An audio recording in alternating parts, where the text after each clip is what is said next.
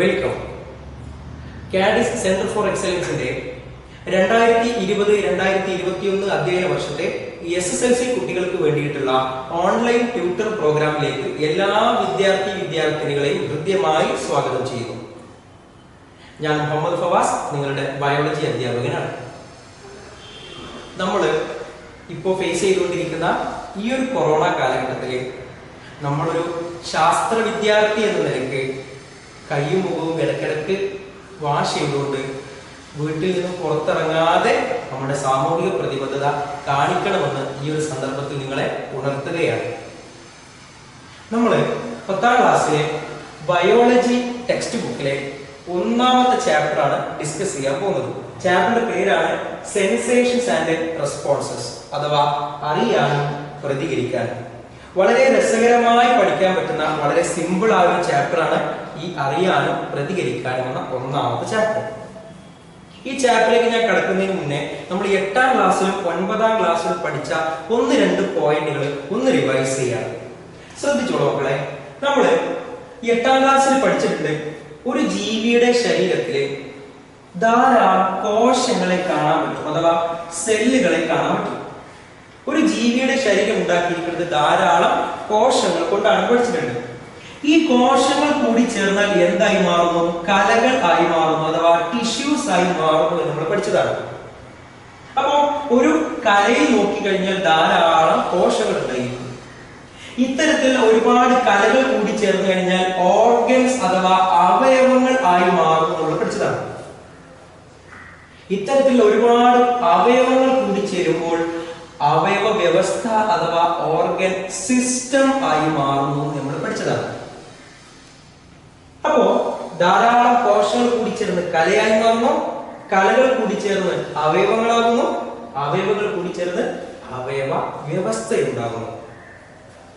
സെല്ലുകൾ കൂടി ചേർന്ന് ടിഷ്യൂസ്, ടിഷ്യൂസ് കൂടി ചേർന്ന് ഓർഗൻസ്, ഓർഗൻസ് കൂടി ചേർന്ന് ഓർഗൻ സിസ്റ്റം. എന്താണ് ഒരു ഓർഗൻ സിസ്റ്റത്തിന്റെ പ്രത്യേകത? ഇതിൽ ആരുണ്ടായിരിക്കും?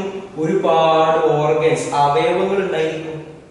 എന്താണ് ഈ അവയവങ്ങളുടെയൊക്കെ പ്രത്യേകത? അവരെല്ലാവരും ഒരേ ധർമ്മം നിർവഹിക്കുന്നവരായിരിക്കും. ഒരേ ഫങ്ഷൻ ചെയ്യുന്ന ഒരു കൂട്ടം ഓർഗൻസിനെ നമ്മൾ വിളിച്ച പേരാണത് ഓർഗൻ സിസ്റ്റം. നമ്മൾ അതിന് കുറച്ച് ഉദാഹരണങ്ങൾ നമ്മളുടെ 9ാം ക്ലാസ്സിലെ ബയോളജിയിൽ ഇവിടെ പഠിച്ചതാണ്. അവിടെ നമ്മള് വായ, അന്നനാളം, ആമാശയം, ചെറുകുടൽ, വൻകുടൽ, മൗത്ത്, ഈസോഫാഗസ്, സ്റ്റൊമക്, സ്മോൾ ഇൻറ്റെസ്റ്റൈൻ പോലുള്ള കുറച്ച് അവയവങ്ങളെ കുറിച്ച് പഠിച്ചതുകൊണ്ടാണ്. അവിടെ നമ്മൾ ഡിസ്കസ് ചെയ്തിരുന്നതാണ് ഡൈജസ്റ്റീവ് സിസ്റ്റം. എന്തായിരുന്നു? ഡൈജസ്റ്റീവ് സിസ്റ്റം അഥവാ ദഹന വ്യവസ്ഥ. അതാരാണ്? ഒരു ഓർഗൻ സിസ്റ്റം, അവയവ വ്യവസ്ഥയാണ്. അപ്പൊ അതിൽ ആരുടെയിരിക്കും? ഒരു കൂട്ടം അവയവങ്ങൾ. ഏതൊക്കെ ഒരു കൂട്ടം അവയവം? വായ, അന്നനാളം, ആമാശയം, സ്റ്റൊമക്, സ്മോൾ ഇൻറ്റെസ്റ്റൈൻ ഒക്കെ പറയുന്ന പോലെ. അവരുടെ ധർമ്മം എന്താ? ഭക്ഷണത്തെ ദഹിക്കാൻ സഹായിക്കും. വേറെ ഉദാഹരണം പഠിച്ചിരുന്നതാണ് റെസ്പിറേറ്ററി സിസ്റ്റം. റെസ്പിറേറ്ററി സിസ്റ്റം ആരായിരുന്നു? മൂക്ക്, ഗ്രസനി, അതേപോലെ നമ്മുടെ ശ്വാസനാളം, നമ്മുടെ ശ്വാസകോശം പഠിച്ചൊരു ടോപ്പിക് ഉണ്ടായിരുന്നു. നോസ്, നമ്മുടെ ഫാരിങ്സ്, അതേപോലെ നമ്മുടെ ട്രക്കിയ, ലങ്സ് ഒക്കെ ഡിസ്കസ് ചെയ്തിരിക്കും. അതും ഒരു ഓർഗൻ സിസ്റ്റത്തിന് എക്സാമ്പിൾ ആണ്. അവരുടെ ഫംഗ്ഷൻ എന്താ? ധർമ്മം എന്താണ്? ശ്വസിക്കാൻ സഹായിക്കുക എന്നുള്ളതാണ്. അതേപോലെ നമ്മൾ സർക്കുലേറ്ററി സിസ്റ്റത്തെ കുറിച്ച് പറഞ്ഞാണ്. രക്തപരിചയ വ്യവസ്ഥ, ബ്ലഡ് സർക്കുലേറ്ററി സിസ്റ്റത്തിൽ അവിടെ നമ്മൾ രക്തം എന്താണെന്നും രക്തത്തിൽ ആരൊക്കെ ഉണ്ടെന്നും രക്തക്കുഴലുകളെ കുറിച്ചും അതേപോലെ നമ്മുടെ ഹൃദയത്തെ കുറിച്ചൊക്കെ പഠിച്ചതാണ്. അതേപോലെ നമ്മൾ എക്സ്ക്രീറ്ററി സിസ്റ്റം പഠിച്ചതാണ്. വിസർജന വ്യവസ്ഥ, എക്സ്ക്രീറ്ററി സിസ്റ്റം, വിസർജന വ്യവസ്ഥ. അവിടെ നമ്മൾ കിഡ്നിയെ കുറിച്ച്, വൃക്കയെ കുറിച്ച്, മൂത്രനാളത്തെ കുറിച്ച് ഡിസ്കസ് ചെയ്തതാണ്. അതേപോലെ നമ്മൾ ലോക്കോമോട്ടറി സിസ്റ്റം അഥവാ ചലന വ്യവസ്ഥ, നമ്മുടെ എല്ലുകളെ കുറിച്ചും പേശികളെ കുറിച്ചും മസിൽസിനെ, ബോൺസിനെ കുറിച്ചൊക്കെ പഠിച്ചൊരു ചാപ്റ്റർ. അപ്പൊ നമ്മൾ ഒരുപാട് ഓർഗൻ സിസ്റ്റംസിനെ കുറിച്ച് പഠിച്ചിട്ടുണ്ട്. നമ്മുടെ 9ാം ക്ലാസ്സിലെ ഓരോ ചാപ്റ്ററുകളും ഇതിലെ ഓരോ ടോപ്പിക്കുകളായിരുന്നു. എന്നാൽ ഇതുവരെ നമുക്ക് കേട്ട് പരിചയമില്ലാത്ത ഒരു പുതിയ അവയവ വ്യവസ്ഥയാണ് നമ്മൾ ഈ ഒരു ചാപ്റ്ററിൽ ഡിസ്കസ് ചെയ്യുന്നത്. ആ അവയവ വ്യവസ്ഥയുടെ പേരാണ് നെർവസ് സിസ്റ്റം.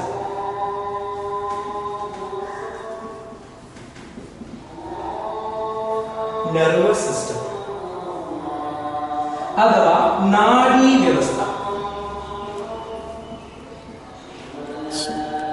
അപ്പൊ നമ്മൾ ഈ ചാപ്റ്ററിൽ ഡിസ്കസ് ചെയ്യുന്ന സാധനമാണ് നെർവസ് സിസ്റ്റം. ഇത് നമുക്ക് അധികം കേട്ടുപരിചയം ഉണ്ടായിരിക്കില്ല, എന്നിരുന്നാൽ കൂടെ വളരെ സിമ്പിളായിട്ട് രസകരമായിട്ട് പഠിച്ചെടുക്കാൻ പറ്റുന്ന ഒരു സംവിധാനമാണ് നാഡീവ്യവസ്ഥ. നമ്മുടെ 1-2 ചാപ്റ്ററിൽ ഡിസ്കസ് ചെയ്യുന്നത് മൊത്തത്തിൽ നാഡീവ്യവസ്ഥയെ കുറിച്ചാണ്. വലിയ ചാപ്റ്റർ ആയിരുന്നു, നമ്മൾ മുറിച്ച് 2 ചാപ്റ്റർ ഒക്കെയാണ് നമ്മുടെ ടെക്സ്റ്റ് ബുക്കിൽ കൊടുത്തിട്ടുള്ളത് മാത്രം. ഓക്കെ, അപ്പം എന്താണ് നെർവസ് സിസ്റ്റം അഥവാ നാഡീവ്യവസ്ഥ? 2 കാര്യങ്ങൾ നമുക്ക് പരിശോധിക്കേണ്ടത്. ഒന്ന്, ഇയാളുടെ ധർമ്മം എന്താണ്? ഇവരുടെയൊക്കെ ധർമ്മം നമുക്കറിയാം, എന്നതുപോലെ ഇയാളുടെ ധർമ്മം എന്താണ്? നെക്സ്റ്റ്, ഇതിൽ ആരൊക്കെ ഉണ്ട്, ഇതിന്റെ കോമ്പോണൻസ് ആരൊക്കെയാണ്, ഇതിലേക്ക് കോമ്പോണൻസ് ആരൊക്കെ നമുക്കറിയാം. അപ്പം ഇയാളുടെ ഫംഗ്ഷൻ എന്താണ്, അതേപോലെ ഇയാളുടെ കോമ്പോണൻസ് പാർട്സ് ഏതൊക്കെയാണ് നമുക്ക് പഠിക്കേണ്ടത്. ആദ്യം ഇയാളുടെ ധർമ്മം നമ്മൾ പറയാം. ഇയാളുടെ ധർമ്മം എന്ന് പറഞ്ഞാല് നമ്മളുടെ ചുറ്റുപാടിൽ നടക്കുന്ന കാര്യങ്ങൾ, ഞാൻ എന്ന ജീവി, എന്റെ സറൗണ്ടിങ്സിൽ, എന്റെ ചുറ്റുപാടിൽ എന്തൊക്കെ കാര്യങ്ങൾ സംഭവിക്കുന്നുണ്ട് എന്ന് എനിക്ക് അറിയിച്ചു തരുന്ന എന്റെ സംവിധാനത്തിന്റെ പേരാണ് നാഡീവ്യവസ്ഥ. എന്റെ ചുറ്റുപാടിൽ എന്തൊക്കെ നടക്കുന്നുണ്ട് എന്ന് എനിക്ക് അറിയിച്ചു തരുന്നത് നാഡീവ്യവസ്ഥയാണ്. ഞാൻ കേൾക്കുന്നത് നാഡീവ്യവസ്ഥയുടെ സഹായത്തോടുകൂടിയാണ്. മണക്കുന്നത്, രുചിക്കുന്നത്, എല്ലാം നമ്മൾ അറിയുന്നത് നാഡീവ്യവസ്ഥയുടെ സഹായത്തോടുകൂടിയാണ്. ഇനി അറിഞ്ഞാലോ നമ്മൾ അതിനോട് പ്രതികരിക്കും. പ്രതികരിക്കാൻ സഹായിക്കുന്നത് ആരെയാണ്? നാഡീവ്യവസ്ഥയാണ്. അപ്പൊ നമ്മുടെ ചുറ്റുപാടുമായിട്ട് ഇടപഴകാൻ, അവിടെ നടക്കുന്ന കാര്യങ്ങളെ തിരിച്ചറിയാനും അവയോട് പ്രതികരിക്കാനും അതിനെ സെൻസ് ചെയ്യാനും അവയോട് റെസ്പോണ്ട് ചെയ്യാനും നമ്മളെ സഹായിക്കുന്ന സംവിധാനത്തിന്റെ പേരാണിത് നാഡീവ്യവസ്ഥ അഥവാ നെർവസ് സിസ്റ്റം. ഒരാളുടെ ചുറ്റുപാടിൽ നടക്കുന്നത് അയാൾ എങ്ങനെയൊക്കെ അറിയും? അയാൾക്ക് വേണമെങ്കിൽ കണ്ടറിയാൻ പറ്റും, അല്ലെങ്കിലോ കേട്ടറിയാൻ പറ്റും, അല്ലെങ്കിലോ മണത്തറിയാൻ പറ്റും, രുചിച്ചറിയാൻ പറ്റും, സ്പർശനം കൊണ്ട് അറിയാൻ പറ്റും. ഇങ്ങനെ പലതരത്തിൽ ഒരാൾക്ക് അയാളുടെ സറൗണ്ടിങ് വേൾഡുമായിട്ട്, അയാളുടെ ചുറ്റുപാടുമായിട്ട് ഇടപഴകാൻ പറ്റും. ഇത്തരത്തിൽ അയാളെ ചുറ്റുപാടുമായി ഇടപഴകാൻ സഹായിക്കുന്ന സംവിധാനത്തിന്റെ പേരാണിത് നെർവസ് സിസ്റ്റം അഥവാ നാഡീവ്യവസ്ഥ. ഇനി ഇതിൽ ആരൊക്കെ വരുന്നുണ്ട് നോക്കുക. 4 ആളുകളാണ് നാഡീവ്യവസ്ഥയുടെ ഭാഗങ്ങൾ. ഒന്നാമത്തെ ആളെ നമ്മൾ വിളിക്കുന്ന പേരാണ് റിസെപ്റ്റർ. ഒന്നാമത്തെ ആളാണ് റിസെപ്റ്റർ അഥവാ നമ്മൾ മലയാളത്തിൽ പറയും ഗ്രാഹി. രണ്ടാമത്തെ ആളാണ് നെർവ്സ്. മലയാളത്തിൽ പറയും നാഡി. ഗ്രാഹികൾ, നാഡികൾ. അടുത്തത് ബ്രെയിൻ. നമുക്ക് എല്ലാവർക്കും അറിയുന്ന ബ്രെയിൻ അഥവാ മസ്തിഷ്കം. ഏറ്റവും അവസാനത്ത് നമ്മുടെ സുഷുമ്ന അഥവാ സ്പൈനൽ കോഡ് എന്ന് വിളിക്കുന്ന നമ്മളുടെ സുഷുമ്ന. സുഷുമ്ന എന്നൊരു വാക്ക് നിങ്ങൾ ആദ്യമായിട്ട് കേൾക്കുകയായിരിക്കും. നമ്മളുടെ നട്ടലിനുള്ളിലൂടെ കാണപ്പെടുന്ന ഒരു പ്രത്യേക ചരട് പോലെ ഇരിക്കുന്ന ഒരു സാധനമാണ് നമ്മളുടെ സ്പൈനൽ കോഡ്. നമുക്ക് വിശദമായിട്ട് ഇയാളെ കുറിച്ച് പഠിക്കാനുണ്ട്. അപ്പം നമ്മുടെ നാഡീ വ്യവസ്ഥയിൽ ആരൊക്കെ ഉണ്ടെന്ന് ചോദിച്ചു കഴിഞ്ഞാൽ ഈ 4 ആളുകളാണുള്ളത്. ആരൊക്കെയാണുള്ളത്? ഒന്ന് റിസെപ്റ്റേഴ്സ് അഥവാ ഗ്രാഹികൾ, നെക്സ്റ്റ് നെർവ്സ് അഥവാ നാഡികൾ, നെക്സ്റ്റ് ബ്രെയിൻ അഥവാ മസ്തിഷ്കം, നെക്സ്റ്റ് സ്പൈനൽ കോഡ് അഥവാ സുഷുമ്ന. ഇയാൾ എന്തിനാണ് നമ്മളെ സഹായിക്കുന്നത്? നമ്മുടെ ചുറ്റുപാടുമായിട്ട് ഇടപഴകിയിട്ട് അവിടെ നടക്കുന്ന കാര്യങ്ങൾ അറിയാനും അവയോട് പ്രതികരിക്കാനും. ഒരു സിമ്പിൾ എക്സാമ്പിൾ ഞാൻ പറഞ്ഞാൽ, ഞാൻ ഇരിക്കുന്ന സമയത്ത് എന്നെ ഒരാളെ തോണ്ടി. അപ്പോൾ എന്നെ ഒരാളെ തോണ്ടുന്നു എന്ന് ഞാൻ അറിഞ്ഞത് എങ്ങനെയാ? അയാളുടെ ആ കൈവിരൽ വന്നിട്ട് എന്റെ ശരീരത്തിൽ സ്പർശിച്ചു. അപ്പൊ ആ സ്പർശനം ഞാൻ തിരിച്ചറിഞ്ഞു. അപ്പൊ ഞാൻ എന്ത് ചെയ്തു? എന്നെ ഒരാൾ തോണ്ടുന്നുണ്ട് എന്ന് മനസ്സിലാക്കി. അതിന് സഹായിച്ചതാരാണ്? നാഡീവ്യവസ്ഥയാണ്. ഇതെല്ലാം തോണ്ടുന്നുണ്ട് കണ്ടപ്പോ ഞാൻ എന്ത് ചെയ്യും? തിരിഞ്ഞു നോക്കും, ആരാ പിന്നെ തോണ്ടിയെന്നറിയാം. അപ്പൊ അത് ഞാൻ പ്രതികരിക്കുകയാണ്. എന്റെ മേലെ വന്നിട്ട് ഒരാൾ തോണ്ടിനെ വിളിക്കും ഒരു ആക്ഷൻ, അതിനോട് ഞാൻ തിരിഞ്ഞു നോക്കിയാൽ വിളിക്കും റെസ്പോൺസ്. ആക്ഷൻ ഉണ്ടാക്കുമ്പോൾ അതിനെ തിരിച്ചറിയിച്ചു തരുന്നതും നമ്മളെ റെസ്പോണ്ട് ചെയ്യിപ്പിക്കുന്നതും ആരാണ്? Nervous system. ഓക്കെ, അപ്പൊ ഇത്രയാണ് നമുക്ക് ഈ ഒരു ചാപ്റ്ററിന്റെ ഒരു ഇൻട്രോഡക്ഷൻ ആയിട്ട് നമുക്ക് പറയാനുള്ളത്. റെഡിയാണോ? നമ്മൾ ഇനി ഡിസ്കസ് ചെയ്യുന്നത് ഈ നാഡീ വ്യവസ്ഥയുടെ ഓരോ ഭാഗങ്ങൾ വേർതിരിച്ചെടുത്ത് പഠിക്കുകയാണ്. അപ്പൊ നമുക്ക് ആദ്യം പഠിക്കേണ്ട ആളാണ് ആര്? റിസപ്റ്റർ അഥവാ ഗ്രാഹിയെ കുറിച്ച്. റിസപ്റ്റേഴ്സ് അഥവാ ഗ്രാഹികൾ എന്ന് പറയുന്ന ആളെ കുറിച്ച്. ഈ ഗ്രാഹികൾ പഠിക്കുന്നതിന് തൊട്ട് മുന്നേ നമ്മൾ പഠിക്കേണ്ട ഒരു വാക്കുണ്ട്. ആ വാക്കിന്റെ പേരാണ് സ്റ്റിമുലൈ അല്ലെങ്കിൽ സ്റ്റിമുലസ്. മലയാളത്തിൽ പറഞ്ഞാൽ ഉദ്ദീപനം. ഉദ്ദീപനം. ഇനി വരാൻ പോകുന്ന ഈ ചാപ്റ്ററും അടുത്ത ചാപ്റ്ററും നമ്മൾ എപ്പോഴും കേൾക്കാൻ പോകുന്ന ഒരു വാക്കാണ് സ്റ്റിമുലൈ അഥവാ ഉദ്ദീപനം. എന്താ ഉദ്ദീപനം എന്ന് പറഞ്ഞാൽ, നേരത്തെ നമ്മുടെ തോണ്ടലുണ്ടല്ലോ, ആ തോണ്ടന സമയത്ത് തോണ്ട അതൊരു ആക്ഷനാണ്. അപ്പൊ ഞാൻ തിരിഞ്ഞു നോക്കുക, അത് റെസ്പോൺസ് ആണ്. ഞാൻ റെസ്പോണ്ട് ചെയ്ത് എന്നെ കൊണ്ട് റെസ്പോണ്ട് ചെയ്യിപ്പിച്ചതാരാ? ശ്രദ്ധിക്കുക, ഞാൻ ഉപയോഗിക്കുന്ന വാക്ക് ശ്രദ്ധിക്കട്ടോ. ഞാൻ എന്ത് ചെയ്യുന്നു? എന്നെ ഒരാൾ തോണ്ടുമ്പോൾ തിരിഞ്ഞു നോക്കുന്നു. ആ തിരിഞ്ഞു നോക്കുന്നതിനെ വിളിക്കുന്ന പേരാണ് റെസ്പോൺസ്. എന്നെ കൊണ്ട് റെസ്പോണ്ട് ചെയ്യിച്ചതാരാ? പ്രതികരിപ്പിച്ചതാരാ? ആ തോണ്ടലല്ലേ? അയാളുടെ കൈ വന്ന് എന്റെ ശരീരത്തിൽ സ്പർശിച്ചതല്ലേ? അപ്പൊ ആ സ്പർശനം, ആ തൊടലിന് ഞാൻ വിളിക്കുന്ന പേരാണ് ഉദ്ദീപനം.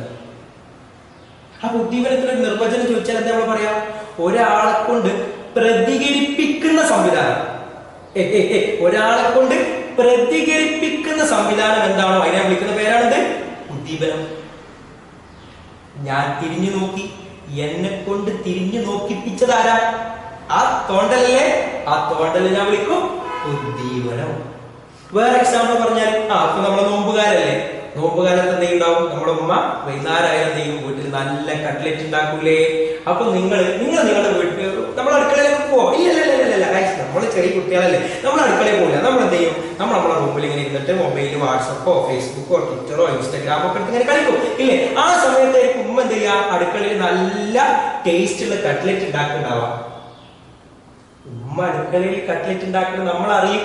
എങ്ങനെ അറിയും? ശ്രദ്ധിക്കാം. ഒന്ന്, നമ്മുടെ റൂമിൽ ഇങ്ങനെ ഏന്തി നോക്കും. അപ്പൊ എന്ത് ചെയ്യാ? അടുക്കളയിൽ ഇങ്ങനെ കട്ട്ലറ്റ് ഇങ്ങനെ ഷേപ്പ് ചെയ്തെടുക്കാൻ നമുക്ക് കാണാൻ പറ്റും. അപ്പൊ അത് കണ്ടറിയാം. എന്റെ ചുറ്റുപാടിൽ നടക്കുന്ന കാര്യങ്ങൾ എനിക്ക് കണ്ടറിയാം. അപ്പൊ ആ കാഴ്ച, നമ്മളിങ്ങനെ കാഴ്ച സാധനം ഒന്ന് പഠിച്ചതാണ്. ലൈറ്റ് വന്നിട്ട് ചെയ്യുന്നു, ആ ഒബ്ജക്ട്, നമ്മുടെ ഒബ്ജക്ട് ആരാ? കട്ട്ലറ്റ്. മറക്കരുത്. നമ്മളെ ഒബ്ജക്റ്റിൽ ഒന്ന് തട്ടുന്നു, റിഫ്ലക്ട് ചെയ്തിട്ട് നമ്മുടെ കണ്ണിൽ വന്നിട്ട് പതിക്കുന്നു.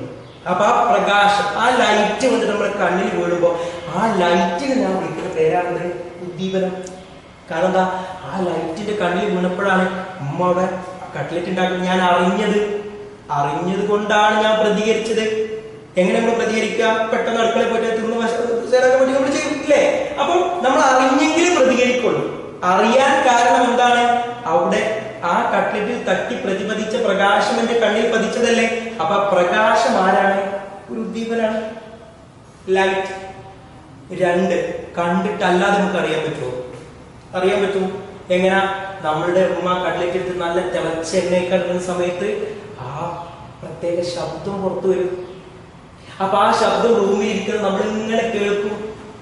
അപ്പൊ ആ ശബ്ദം കേൾക്കുമ്പോൾ നമുക്ക് മനസ്സിലായത് ഉമ്മ അടുക്കളയിൽ എന്തോ ഉണ്ടാക്കുന്നുണ്ട്. അപ്പോ അവിടെ ഉണ്ടായ ആ ശബ്ദം നേരെ വായുവിലൂടെ നമ്മുടെ ചെവിന്റെ ഉള്ളിൽ കയറിയേ. അപ്പൊ നമ്മൾ എന്ത് ചെയ്തു? അവിടെ ഉണ്ടാക്കുന്നത് അറിഞ്ഞു. അപ്പൊ നമുക്ക് അറിയാൻ കാണണമെന്നില്ല, എന്തായാലും മതി, കേട്ടാലും മതി. ഓക്കെ. അപ്പം കാഴ്ച രൂപത്തിലാവാം, കേൾവി രൂപത്തിലാവാം.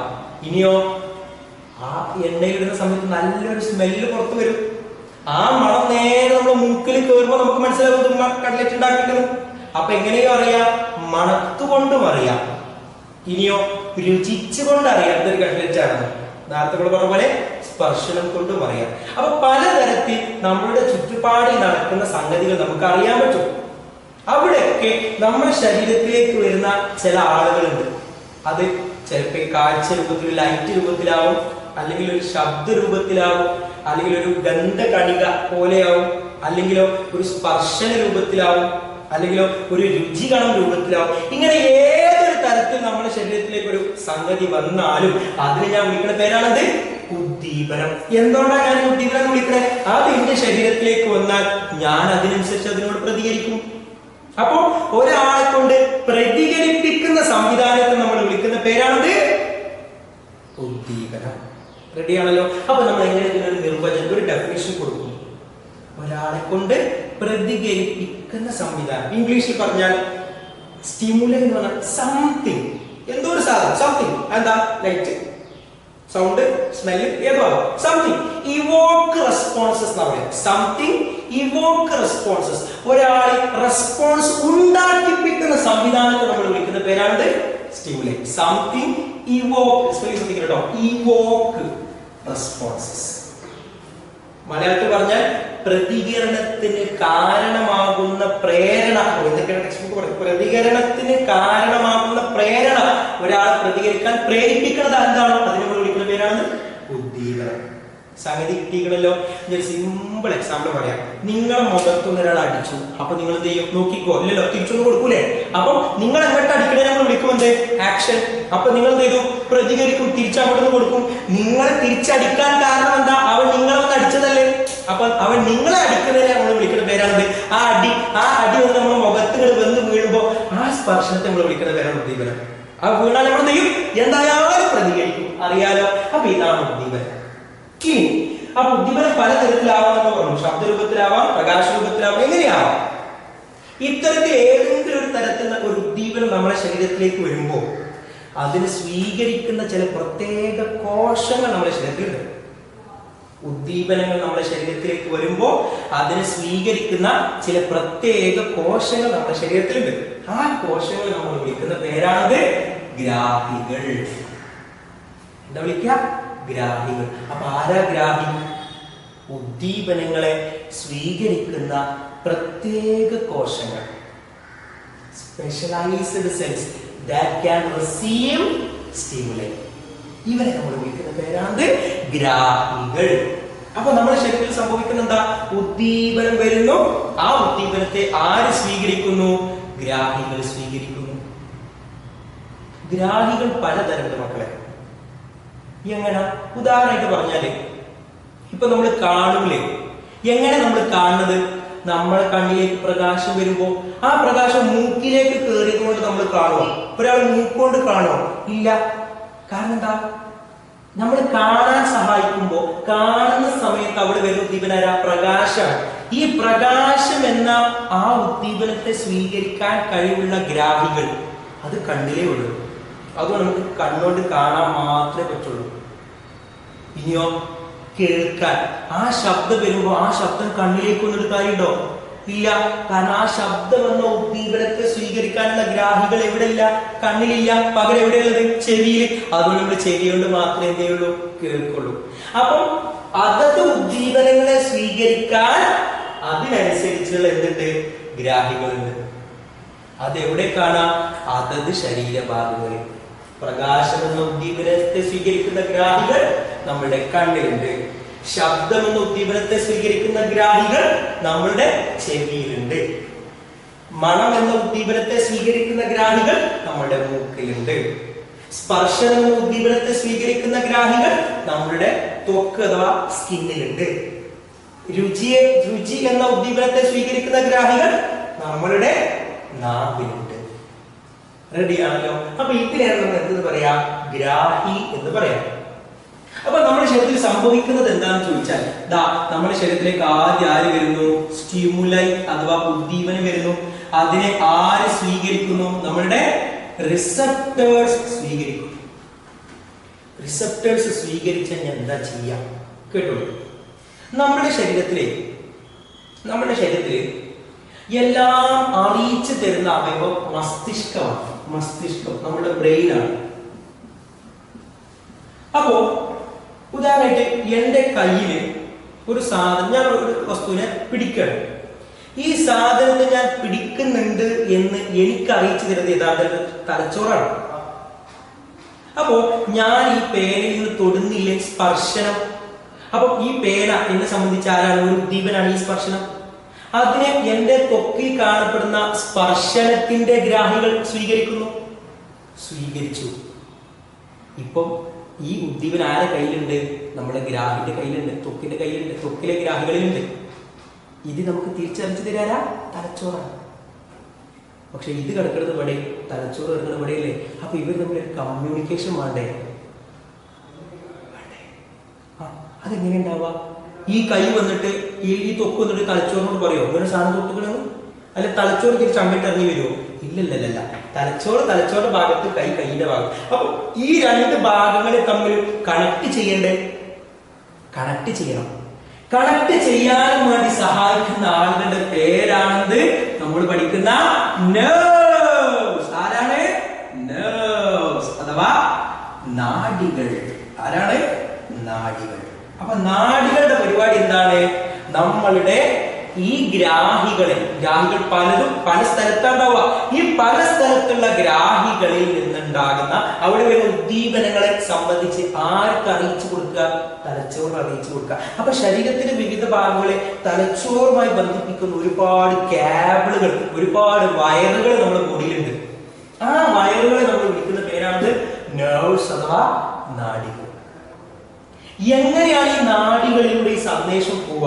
അതൊരു പ്രത്യേക മെസ്സേജ് രൂപത്തിലാണ് പോവുക. ആ മെസ്സേജ് ഒരു ഇലക്ട്രിക് ചാർജാണ്, ഒരു വൈദ്യുത ചാർജാണ്. ഒരു വൈദ്യുത ചാർജ് രൂപത്തിലാണ് അത് നമ്മുടെ തലച്ചോറിലേക്ക് കടന്നു പോവുക. ആ വൈദ്യുത ചാർജ് നമ്മൾ വിളിക്കുന്ന പേരാണ് ഇംപൾസ്. എന്താ വിളിക്കുക? ഇംപൾസ് അഥവാ മലയാളത്തിൽ പറയും ആവേഗം. എന്താ വിളിക്കുക?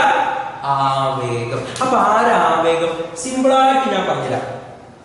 ഉദാഹരണമായിട്ട് ഞാനൊരു ചൂടുള്ള പാത്രത്തിൽ തുടരും.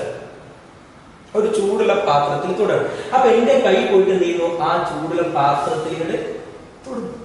അപ്പൊ ആ സമയത്ത് പാത്രത്തിൽ ചൂട് എന്ന ഉദ്ദീപനം വരുന്നു. അതിനാര് സ്വീകരിക്കുന്നു? ത്വക്കിലെ ഗ്രാഹികൾ ഉടനെ തന്നെ ആ ചൂട് എന്ന ആ ഉദ്ദീപനത്തെ എന്താക്കി മാറ്റും? ആവേഗം എന്ന കരണ്ടാക്കി മാറ്റും. ആ കരണ്ട് നേരെ കൈ ചൂടുള്ള പാത്രത്തിൽ തട്ടിക്കണോ കരണ്ട് ആയിട്ട് ഒരു മെസ്സേജ് ആയിട്ട് നേരെ നാഡികളിലൂടെ എവിടെ ചെല്ലും? തലച്ചോറിൽ ചെല്ലും. അപ്പൊ തലച്ചോറ് എനിക്ക് പറഞ്ഞിരുന്നത് കയ്യ് ചൂടുള്ള പാത്രത്തിൽ തട്ടിക്കണം, കയ്യ് പൊള്ളുന്നുണ്ട്, ഞാൻ അറിഞ്ഞു, ഇവിടെ കയ്യിൽ സംഭവിച്ച കാര്യം ഞാൻ അറിഞ്ഞു. അത് എവിടെ എത്തിയപ്പോ? തലച്ചോറിലെത്തിയപ്പോ. അപ്പൊ തലച്ചോറിനോട് പറയുന്നത് കൈ വലിച്ചാളാ അല്ലെങ്കിൽ കൈ ആകെ വെന്തു പോകും. അപ്പൊ കൈ വലിച്ചോ നമ്മൾ മെസ്സേജ് തിരിച്ച് ഇങ്ങോട്ട് വരും. അതിനെ നമ്മൾ എന്ത് തന്നെയാണ് വിളിക്കുക? ആവേഗം എന്നാണ് വിളിക്കുക. എവിടെ തന്നെയാണ് അതിലൂടെ പോരുക? നാഡികളിലൂടെ തന്നെയാണ് പോരുക. അത് നാഡികളിലൂടെ വന്ന് നേരെ എവിടെ എത്തും? നമ്മുടെ കയ്യിലെ പേശികളിൽ എത്തും. പേശിക്ക് എന്താ മെസ്സേജ് വരുന്നത്? കൈ വലിച്ചോ. അപ്പൊ കയ്യിലെ പേശികളാണ് ചുരുങ്ങും, കയ്യാണ് വലിക്കും. അപ്പോ നമ്മൾ അറിഞ്ഞു, പ്രതികരിച്ചു. ഇത്തരത്തിലാണ് നമ്മുടെ ശരീരത്തിലെ ഏതൊരു പ്രതിഭാസവും സംഭവിച്ചുകൊണ്ടേയിരിക്കുന്നത്. അവിടെയെല്ലാം ഒരു അറിയലുമുണ്ട്, ഒരു പ്രതികരിക്കലുമുണ്ട്. അവിടെ ആദ്യം ആര് വരുന്നുണ്ട്? സ്റ്റിമുലൈ അഥവാ ഉദ്ദീപനം വരുന്നുണ്ട്. അത് പലതരത്തിൽ വരാൻ പറ്റുമെന്ന് പറഞ്ഞു. കാഴ്ച രൂപത്തിലാവാം, കേൾവി രൂപത്തിലാവാം, മണം രൂപത്തിലാവാം, സ്പർശ രൂപത്തിലാവാം, രുചി രൂപത്തിലാവാം, അല്ലെങ്കിൽ ചൂട് രൂപത്തിലാവാം, തണുപ്പ് രൂപത്തിലാവാം, മർദ്ദം രൂപത്തിലാവാം, പലതരത്തിലുമാവാം. മർദ്ദം അഥവാ പ്രഷർ രൂപത്തിലാവാം, ഹീറ്റ്, കോൾഡ്, പലതരത്തിലുമാവാം. അങ്ങനെ ഉണ്ടാകുന്ന എല്ലാ സ്റ്റിമുലൈനും നമ്മുടെ ശരീരം സ്വീകരിക്കും. ചില പ്രത്യേക കോശങ്ങൾ ഉപയോഗിച്ച് ആ കോശങ്ങളെ നമ്മൾ വിളിക്കുന്ന പേരാണ് റിസപ്റ്റേഴ്സ്. ഈ റിസപ്റ്റേഴ്സ് എന്ന ഈ പറഞ്ഞ പ്രത്യേക ഗ്രാഹികൾ എന്ത് ചെയ്യുന്നു? അതിന് പ്രത്യേക വൈദ്യുത ചാർജ് രൂപത്തിലുള്ള മെസ്സേജ് ആക്കി മാറ്റും. ആ മെസ്സേജിനെ നമ്മൾ വിളിക്കുന്ന പേരാണെന്ത്? ഇംപൾസ് അഥവാ ആവേഗം. ആ ഇംപൾസ് നേരെ ഏതിലൂടെ കടന്നു പോകും? നമ്മുടെ നെർവ്സിലൂടെ കടന്നു പോകും. ഏതിലൂടെ കടന്നു പോകും? നെർവ്സ് അഥവാ നാഡികളിലൂടെ കടന്നു പോകും. അത് നേരെ എത്തുക നമ്മുടെ ബ്രെയിനിലേക്കാണ് എത്തുക. അപ്പൊ ബ്രെയിൻ നമുക്ക് എന്ത് ചെയ്യും? ആ സംവിധാനത്തെ കുറിച്ച് അറിയിച്ചു തരും. ബ്രെയിനിനെ സഹായിക്കുന്ന അടുത്തൊരാളാണ് സ്പൈനൽ കോഡ് അഥവാ സുഷുമ്ന. നമുക്ക് വിശദമായിട്ട് പറയുന്നത്.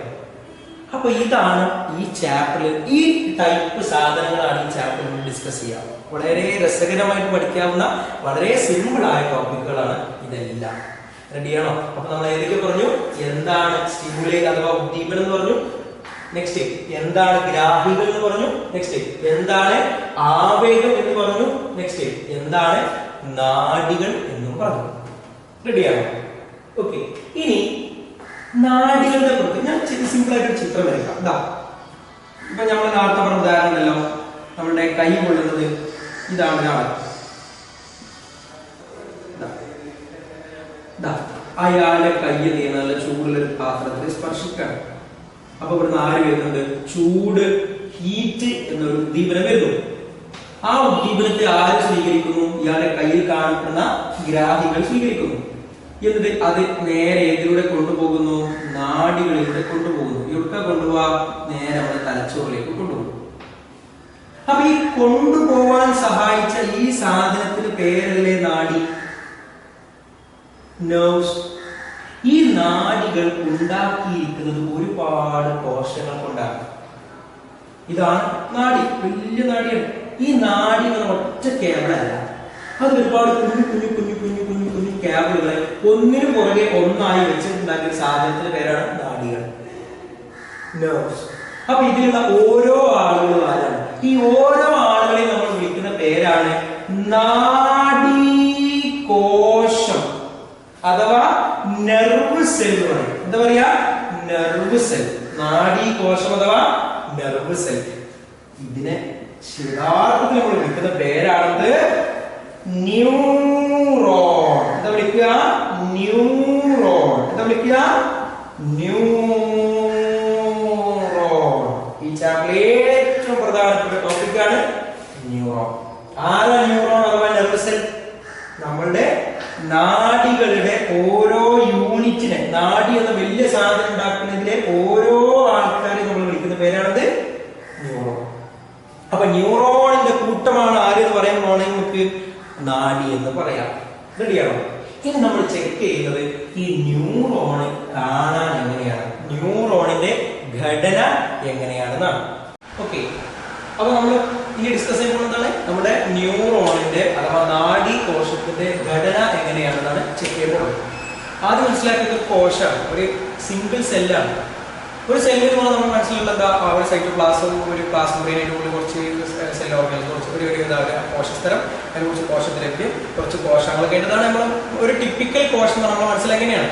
എന്നാൽ ന്യൂറോണിന്റെ ഘടന അങ്ങനെയൊന്നുമല്ല. നമ്മൾ വിചാരിച്ചതിലപ്പുറമുള്ള ഒരു ലുക്കിൽ, ഒരു അടിപൊളി ലുക്കിൽ ഒരു സാധനമാണ് ആരും പറയുന്നത് നമ്മുടെ ന്യൂറോൺ എന്ന് പറയുന്നത്. കേട്ടോ, നമ്മൾ അതിന്റെ ഘടന വരക്കാണ്. എപ്പോഴും 4 മാർക്കിന് ചോദ്യം വരുന്നതാണ് ഈ ഒരു ടോപ്പിക്. എപ്പോഴും സ്ഥിരമായിട്ട് 4 മാർക്കിന്റെ ചോദ്യമാണ് ന്യൂറോണിന്റെ ഘടന. സ്ട്രക്ചർ എടുക്കുക, അതിന്റെ ഓരോ ഭാഗങ്ങൾ പാർട്സ് ലേബിൾ ചെയ്യുക, അതേപോലെ അതിന്റെ ഫീച്ചേഴ്സ് ആൻഡ് ഫംഗ്ഷൻ എന്ന് പറഞ്ഞാൽ ഓരോ ഭാഗങ്ങളെയും സവിശേഷതയും ധർമ്മവും എഴുതുക എന്നുള്ളത് എപ്പോഴും എക്സാമ്പിൾ ചോദിക്കുന്നതാണ്. അതുകൊണ്ട് നന്നായി ശ്രദ്ധിക്കട്ടോ. ന്യൂറോണിന്റെ ചിത്രം വരയ്ക്കാനാണ് ആദ്യം പഠിക്കേണ്ടത്. ശ്രദ്ധിക്കുക, ഞാൻ ഇവിടെ വരയ്ക്കണമെന്ന് ശ്രദ്ധിക്കട്ടോ. ആദ്യം നമ്മൾ ഇങ്ങനെ എങ്ങനെ കുറച്ച് സാധനങ്ങൾ വരച്ചിടാം. കണ്ടല്ലോ? ഇനി നമുക്ക് അത് നേരെ നീട്ടി കൊണ്ടുപോകാം. ഇവിടെ ഇങ്ങനെ നീട്ടി കൊണ്ടുപോകാം. ഇതിന്റെ അറ്റം നമ്മൾ ഇങ്ങനെ ഇങ്ങനെ ബ്രാഞ്ച് ചെയ്ത് കൊടുക്കാം. അങ്ങനെ കൊമ്പും കൂടിയാക്കി കൊടുക്കാം, ബ്രാഞ്ച് ചെയ്ത്. ഇനി നമ്മൾ ശ്രദ്ധിച്ചു, ഈ ഓരോ കോണുകളുണ്ട്, ഈ ഓരോ കോണും ഇങ്ങനെ മുടി പോലെ ഓരോ സാധനങ്ങൾ ഇങ്ങനെ വരച്ചു കൊടുക്കാം. ഓരോ രോമം പോലെ ഇങ്ങനെ കുറച്ച് സാധനങ്ങൾ വരച്ചു. ഇവിടെ ഈ പരന്ന സ്ഥലത്ത് നമ്മൾ വട്ടപ്പെട്ടിട്ട് ന്യൂക്ലിയസ് ആണ് കേട്ടോ. ന്യൂക്ലിയസ് മർമ്മം കുറച്ച് കുത്തപ്പെട്ടുള്ളൂ, ചുറ്റുമാറി കുറച്ച് കുത്തപ്പെട്ടു. ദെൻ ഈ അറ്റങ്ങളിലുകൾ അവിടെ ഇങ്ങനെ ഓരോ മുറുക മുറുക മുറുക മുറുക മുറുക ഇങ്ങനെ വരച്ചു കൊടുക്കാം. ഓരോ മുറുക മുറുക ഇങ്ങനെ വരച്ചു. ദെൻ ഈ നീണ്ടു കിടക്കുന്ന ഭാഗത്ത് ഇങ്ങനെ പല്ലൊക്കെ വരയ്ക്കണ പോലെ ഇങ്ങനെ ഒരു സാധനം വരച്ചു. ഈ മേലെ വരച്ച അതേപോലത്തെ സാധനങ്ങൾ താഴെ വെച്ചു, അതേ എണ്ണം ഏകദേശം അതേ സ്ഥലത്ത്. ഇതാണ് ഒരു ന്യൂറോണിന്റെ ഘടന. സിമ്പിളാണ്, വളരെ രസകരമായിട്ട് വരച്ച് പഠിക്കാൻ പറ്റുന്ന സാധനം. ഇതാണ് ന്യൂറോൺ. വരയ്ക്കാൻ മനസ്സിലായല്ലോ? ഇനി ഇതിന്റെ ഓരോ ഭാഗങ്ങൾ നമ്മൾ ലേബൽ ചെയ്യണം, ഓരോ ഭാഗങ്ങൾ അടയാളപ്പെടുത്താം. ശ്രദ്ധിച്ചു കേട്ടോ. ഈ ഒരു പരന്ന ഭാഗം കണ്ടില്ല മക്കളെ? ആ ഭാഗത്തെ നമ്മൾ വിളിക്കുന്ന പേരാണ്, ശ്രദ്ധിക്കണം, ഓരോ ഭാഗങ്ങൾ പഠിക്കുകയാണ്. ഇവിടെ ശ്രദ്ധിക്കുക, ഇതാണ് നമ്മുടെ ആര് പരന്ന ഭാഗം. ഈ ഭാഗത്ത് നമ്മൾ വിളിക്കുന്ന പേരാണ് കോശ ശരീരം. ഇത് വിളിക്കുക കോശ ശരീരം, അഥവാ നമ്മൾ ഇംഗ്ലീഷിൽ പറയും സെൽ ബോഡി. എന്താ പറയാ? Cell body. അപ്പൊ കോശ ശരീരം അഥവാ സെൽ ബോഡി. ഇനി ആ സെൽ ബോഡിയിൽ നിന്ന് ഓരോ പ്രൊജക്ഷൻസ്, ഓരോരോ തള്ളിച്ചകൾ പുറത്തേക്ക് ഇതൊരു തള്ളിച്ച, ഇതൊരു തള്ളിച്ച, ഇതൊരു തള്ളിച്ച. ഈ തള്ളിച്ചകളെ നമ്മൾ വിളിക്കുന്ന പേരാണ് ഡെൻഡ്രോൺ. എന്താ വിളിക്കുക? ഡെൻഡ്രോൺ.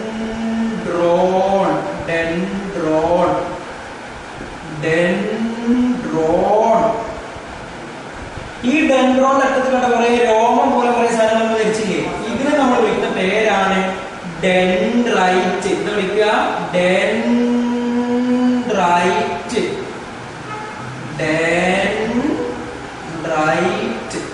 അപ്പൊ 3 ഭാഗങ്ങൾ നമ്മൾ ധരിച്ചു. ഏതൊക്കെയാ? ഡെൻഡ്രൈറ്റ്, ഡെൻഡ്രോൺ, കോശ ശരീരം. ഈ രോമം പോലൊക്കെ ഭാഗമാണ് ഡെൻഡ്രൈറ്റ്. ഈ ഡെൻഡ്രൈറ്റ് ഇങ്ങനെ മുളച്ചു വരുന്ന ആ മൂലകളെ നമ്മൾ വിളിക്കുന്ന പേരാണ് ഡെൻഡ്രോൺ. ഈ പരന്ന ഭാഗത്ത് നമ്മൾ വിളിക്കുന്ന പേരാണ് കോശ ശരീരം. ഈ കോശ ശരീരത്തിൽ നീണ്ടു കിടക്കുന്ന ഒരു ചരിത പോലൊരു ഭാഗം ഉണ്ടാവും. ഇത് നമ്മൾ വിളിക്കുന്ന പേരാണ് ആക്സോൺ. എന്താ വിളിക്കുക? ആക്സോൺ. ഈ ആക്സോണിന്റെ അറ്റഭാഗങ്ങൾ കുറെ ബ്രാഞ്ചുകളായി, കുറെ ശാഖകളായി മാറി കണ്ടോ? ഈ ശാഖകളെ നമ്മൾ വിളിക്കുന്ന പേരാണ് ആക്സോണൈറ്റ്. എന്താ വിളിക്കുക? ആക്സോണൈറ്റ്.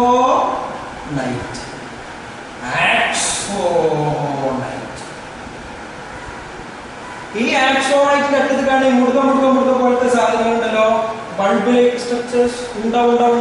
ഈ ഉണ്ടാസിനെ നമ്മൾ വിളിക്കുന്ന പേരാണ് സിനാപ്റ്റിക് നോബ്. എന്താ വിളിക്കുക? Synaptic knob. ഇംഗ്ലീഷ് മീഡിയക്കാരെ പ്രത്യേകം ശ്രദ്ധിക്കുക. സിനാപ്റ്റിക് നോബ് എന്നാണ് എഴുതുക. സിനാപ്റ്റിക് നോബ് എന്ന് വായിക്കും, നോബ് എന്നാണ് എഴുതുക. റെഡിയാണോ? ഇനി ഇതിന് മുകളിൽ അവിടെ പല്ല് പോലെ കുറെ സാധനങ്ങൾ വെച്ച് ഇവരുടെ പേരാണ് ശ്വാൻ കോശം. എന്താ പേര്? ശ്വാൻ കോശം. ഓക്കെ. ഇനി അത് ഇംഗ്ലീഷിൽ എഴുതാൻ അറിയോ? SCHWAN, Schwann cells. അപ്പൊ ഇത്ര ഭാഗങ്ങളാണ് ഒരു ന്യൂറോണിനുള്ളത്. എത്ര ഭാഗങ്ങളുണ്ട് നമ്മൾ എഴുതി നോക്കുക. ഡെൻഡ്രൈറ്റ്, ഡെൻഡ്രോണ്, കോശ ശരീരം, ആക്സോണ്, ആക്സോണൈറ്റ്, സിനാപ്റ്റിക് നോബ്, ശ്വാൻ കോശം. 7 ഭാഗങ്ങളാണ് പ്രധാനമായിട്ടും ഒരു ന്യൂറോണിനുള്ളത്. 7 ഭാഗങ്ങൾ വൃത്തിയിൽ പഠിക്കുക. ഏതൊക്കെയാ 7 ഭാഗങ്ങളൊന്നും ചൊല്ലി പറഞ്ഞു. ഡെൻഡ്രൈറ്റ്, ഡെൻഡ്രോണ്, കോശ ശരീരം, ആക്സോണ്, ആക്സോണൈറ്റ്, സിനാപ്റ്റിക് നോബ്, ശ്വാൻ കോശം. റെഡിയാണല്ലോ? ഓക്കെ. അപ്പൊ നമ്മൾ ആദ്യം ചിത്രം വരയ്ക്കാൻ പഠിച്ചല്ലോ. ഭാഗങ്ങൾ അടയാളപ്പെടുത്താൻ പഠിച്ചല്ലോ. ഇനി ഓരോന്നിന്റെയും സവിശേഷത അഥവാ ഫീച്ചർ. എന്താ സവിശേഷത എന്ന് പറഞ്ഞാൽ അത് കാണാൻ എങ്ങനെയാണോ അത് തന്നെയാണ് അതിന്റെ സവിശേഷത. നമ്മളിതാ നോക്കാം. ഏറ്റവും പ്രധാനപ്പെട്ട ഭാഗം ആരാണ്? കോശ ശരീരമാണ്. എന്തുകൊണ്ട്? ഇതൊരു കോശമാണല്ലോ. ഒരു കോശത്തെ സംബന്ധിച്ച് ഏറ്റവും പ്രധാനപ്പെട്ടത് ആരാണ്? അതിന്റെ ന്യൂക്ലിയസ് ആണ്. അപ്പൊ ന്യൂക്ലിയസ് കാണുന്ന ഭാഗത്ത് നമ്മൾ വിളിക്കുന്ന പേരാണത് കോശ ശരീരം. ന്യൂക്ലിയസ് കാണപ്പെടുന്ന ഭാഗമാണ് കോശ ശരീരം. അതാണ് അതിന്റെ സവിശേഷത. ഇനി ഡെൻഡ്രോൺ. ആരാ ഡെൻഡ്രോൺ എന്ന് പറഞ്ഞാൽ? ഡെൻഡ്രോൺ എന്ന് പറഞ്ഞാൽ ഇതല്ലേ കോശ ശരീരം. ആദ്യം നിങ്ങൾ തള്ളി നിൽക്കുന്ന ഭാഗങ്ങളല്ലേ ഡെൻഡ്രോൺ. അപ്പൊ നമുക്ക് എങ്ങനെ പറയാം? കോശ ശരീരത്തിൽ നിന്ന് പുറത്തേക്കുള്ള തള്ളിച്ചകളാണ് ആര്? ഡെൻഡ്രോൺ. പ്രൊജക്ഷൻസ്, തള്ളിച്ച ഫ്രം സെൽ ബോഡിയിൽ നിന്നുള്ള പ്രൊജക്ഷൻസിനെ നമ്മൾ വിളിക്കുന്ന പേരാണത് ഡെൻഡ്രോൺ. അപ്പൊ ആര്? ഡെൻഡ്രൈറ്റ്. ഡെൻഡ്രോണിന്റെ അറ്റത്ത് കാണുന്ന ശാഖ, ബ്രാഞ്ചസ് ആണ് ആര് എന്ന് പറയുന്നത്? ഡെൻഡ്രൈറ്റ്. അപ്പൊ എന്താ? Branches of dendron. അതാണ് ആര്? ഡെൻഡ്രൈറ്റ്. പക്ഷെ കാണാൻ എങ്ങനെയാണ്? രോമം പോലെയാണ്, ഹെയർ പോലെയാണ്. അപ്പൊ നമുക്ക് എന്താ പറയാ? രോമം പോലെ കാണപ്പെടുന്ന hair like branches of dendron. ഡെൻഡ്രോണിന്റെ അഗ്രഭാഗത്ത് കാണുന്ന നാരുകൾ പോലുള്ള ഭാഗമാണ് ആര്? ഡെൻഡ്രൈറ്റ്. റെഡിയാണല്ലോ? അപ്പോ ഡെൻഡ്രോണിന്റെ അഗ്രശാഖകൾ, ടെർമിനൽ ബ്രാഞ്ചസ്, അറ്റത്ത് കാണുന്ന ടെർമിനൽ ബ്രാഞ്ചസ്, ഇങ്ങനത്തെ ഹെയർ ലൈൻ, രോമം പോലത്തെ, അതാണ് ഡെൻഡ്രൈറ്റ്. കോശ ശരീരത്തിൽ നിന്ന് പുറത്തേക്കുള്ള തള്ളിച്ചകൾ, പ്രൊജക്ഷൻസ് നമ്മൾ വിളിക്കുന്ന പേരാണ് ഡെൻഡ്രോൺ. ന്യൂക്ലിയസ് ഒക്കെ കാണപ്പെടുന്ന ഈ പരന്ന ഭാഗത്ത് വിളിക്കുന്ന പേരാണ് കോശ ശരീരം അഥവാ സെൽ ബോഡി. ഇനി ഇങ്ങോട്ട് നോക്കുക, ഇതാരാ? ഈ കോശത്തിൽ നീണ്ടു കിടക്കുന്ന ഒരാളല്ലേ? അപ്പൊ കോശ ശരീരത്തിൽ നിന്നും പുറത്തേക്ക് നീണ്ടു കിടക്കുന്ന തന്തു പറഞ്ഞാരാ? ഫൈബർ. അപ്പൊ കോശ ശരീരത്തിൽ നിന്നും പുറത്തേക്ക് നീണ്ടു കിടക്കുന്ന തന്തു, അതാണ് ആരെന്ന് പറയുന്നത്? ആക്സോൺ എന്ന് പറയുന്നത്. റെഡിയാണോ? അപ്പൊ ലോങ് ഫൈബർ, നീണ്ടു കിടക്കുന്ന തന്തു എക്സ്റ്റെൻഡ്സ് ഫ്രം, എവിടുന്ന് എക്സ്റ്റെൻഡ് ചെയ്യുന്നു? From cell body. അതിന് നമ്മൾ വിളിക്കുന്നതാണ്. ഇനി ഇതാ ആ ആക്സോൺ വീണ്ടും ഇങ്ങനെ ശാഖകളായി മാറിയില്ലേ? അതിന് നമ്മൾ വിളിക്കുന്ന പേരാണ് ആക്സോണൈറ്റ്. അപ്പൊ ആക്സോണിന്റെ ശാഖകളാണ് ആര്? ആക്സോണൈറ്റ്. ടെർമിനൽ ബ്രാഞ്ചസ് ഓഫ് ആക്സോൺസ് അല്ലെ ബ്രാഞ്ചസ് ഓഫ് ആക്സോൺസ് ആണ് ആക്സോൺസ് അല്ലെ ആക്സോൺ. ബ്രാഞ്ചസ് ഓഫ് ആക്സോൺ ആണ് ആര്? ആക്സോണൈറ്റ്. ഇനി ഓരോ ആക്സോണൈറ്റ് ബൾബിലേക്ക് സ്ട്രക്ചേഴ്സ്. ആ ബൾബിലേക്ക് സ്ട്രക്ചേഴ്സിനെ കുമിള പോലുള്ള ഭാഗമായി മലയാളത്തിൽ പറഞ്ഞു, ആ ഭാഗങ്ങൾ വിളിക്കുന്ന പേരാണത് സിനാപ്റ്റിക് നോബ്. അപ്പൊ ആക്സോണൈറ്റിന്റെ അഗ്രഭാഗത്ത് കാണപ്പെടുന്ന കുമിള പോലിരിക്കുന്ന മുടുക പോലിരിക്കുന്ന സാധനങ്ങളിലേക്കും സിനാപ്റ്റിക് നോബ്.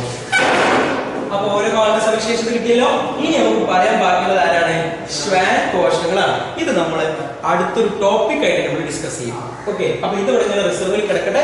ബാക്കി ഓരോ ഭാഗത്തിന്റെയും പ്രത്യേകത ശരിക്കും മനസ്സിലാക്കാം. റെഡിയാണല്ലോ? അപ്പൊ നമ്മൾ ചിത്രം വരക്കാൻ പഠിച്ചു, ഭാഗങ്ങൾ അടയാളപ്പെടുത്താൻ പഠിച്ചു. എത്ര ഭാഗമുണ്ട്? 7 ഭാഗങ്ങളുണ്ട്. ഓരോ ഭാഗത്തിലെ സവിശേഷത പറഞ്ഞു. ആരാ? ഡെൻഡ്രൈറ്റ്. ഡെൻഡ്രോണിന്റെ അഗ്രശാഖകളാണ് രോമങ്ങൾ പോലുള്ള. ആരാ ഡെൻഡ്രോണ്? കോശ ശരീരത്തിൽ നിന്ന് പുറത്തേക്കുള്ള തള്ളിച്ചകളാണ് പ്രൊജക്ഷൻസ്. ആരാ? കോശ ശരീരം ന്യൂക്ലിയസ് കാണപ്പെടുന്ന ഭാഗമാണ്. ആരാണ്? ആക്സോൺ. നമ്മുടെ കോശ ശരീരത്തിൽ നിന്ന് പുറത്തേക്ക് നീണ്ടു കിടക്കുന്ന തന്തുവാണ് അഥവാ ലോങ് ഫൈബർ ആണ്. ഈ ആക്സോണിന്റെ അഗ്രഭാഗത്ത് കാണപ്പെടുന്ന ശാഖകളാണ് ആക്സോണൈറ്റ്, ബ്രാഞ്ചസ് ഓഫ് ആക്സോൺ. നെക്സ്റ്റ്, ഈ ബ്രാഞ്ചസ് ഓഫ് ആക്സോണൈറ്റിന്റെ അഗ്രഭാഗത്ത് കാണപ്പെടുന്ന കുമിള പോലുള്ള ബൾബിലേക്ക് സ്ട്രക്ചേഴ്സ് ആണ് ആര്? Synaptic knob.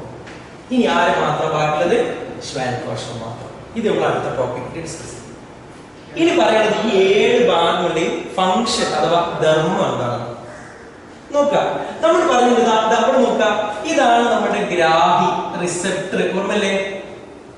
ഇതാണ് നമ്മുടെ ബ്രെയിന്, തലച്ചോറ്. ഈ ഗ്രാഹിയെ കാര്യം വരുന്നു, ഉദ്ദീപനം വരുന്നു. ഉദ്ദീപനം ഓർമ്മണ്ടല്ലേ? ഉദ്ദീപനം. ആ ഉദ്ദീപനങ്ങളെ ആര് സ്വീകരിക്കുന്നു? ഗ്രാഹി സ്വീകരിക്കുന്നു. എന്നിട്ട് എന്താക്കി മാറ്റുന്നു? ആവേഗം, ഇലക്ട്രിക് ചാർജ്, വൈദ്യുത ചാർജുകളാക്കി മാറ്റും. ആ സാധനം നേരെ ഉക്ക് പോകുന്നു, തലച്ചോറിലേക്ക് പോകുന്നു. പോകുന്നത് ഏതിലൂടെയാണ് നമ്മൾ പറഞ്ഞത്? നാഡികളിലൂടെയാണ് പറഞ്ഞത്. ആ നാഡികളിൽ കാണപ്പെടുന്ന കോശങ്ങളെ നമ്മൾ വിളിച്ച പേരാണ് നാഡീ കോശം അഥവാ ന്യൂറോൺ. അപ്പൊ ഞാൻ ഈ വരച്ചത് ഇയാളെയാണ്. അപ്പൊ ഇയാളുടെ തൊട്ടു മുന്നേ ഇതേപോലത്തെ ഒരാളുണ്ടാവുമല്ലോ. അയാളുടെ ഏത് ഭാഗമാണ് ഇവിടെ വരിക? ഇതാണ് അയാളുടെ ആക്സോൺ, ഇതാണ് അയാളുടെ ആക്സോണൈറ്റ്, ഇതാണ് അയാളുടെ സിനാപ്റ്റിക് നോബ്. ഇങ്ങനെ ഉണ്ടാവുക.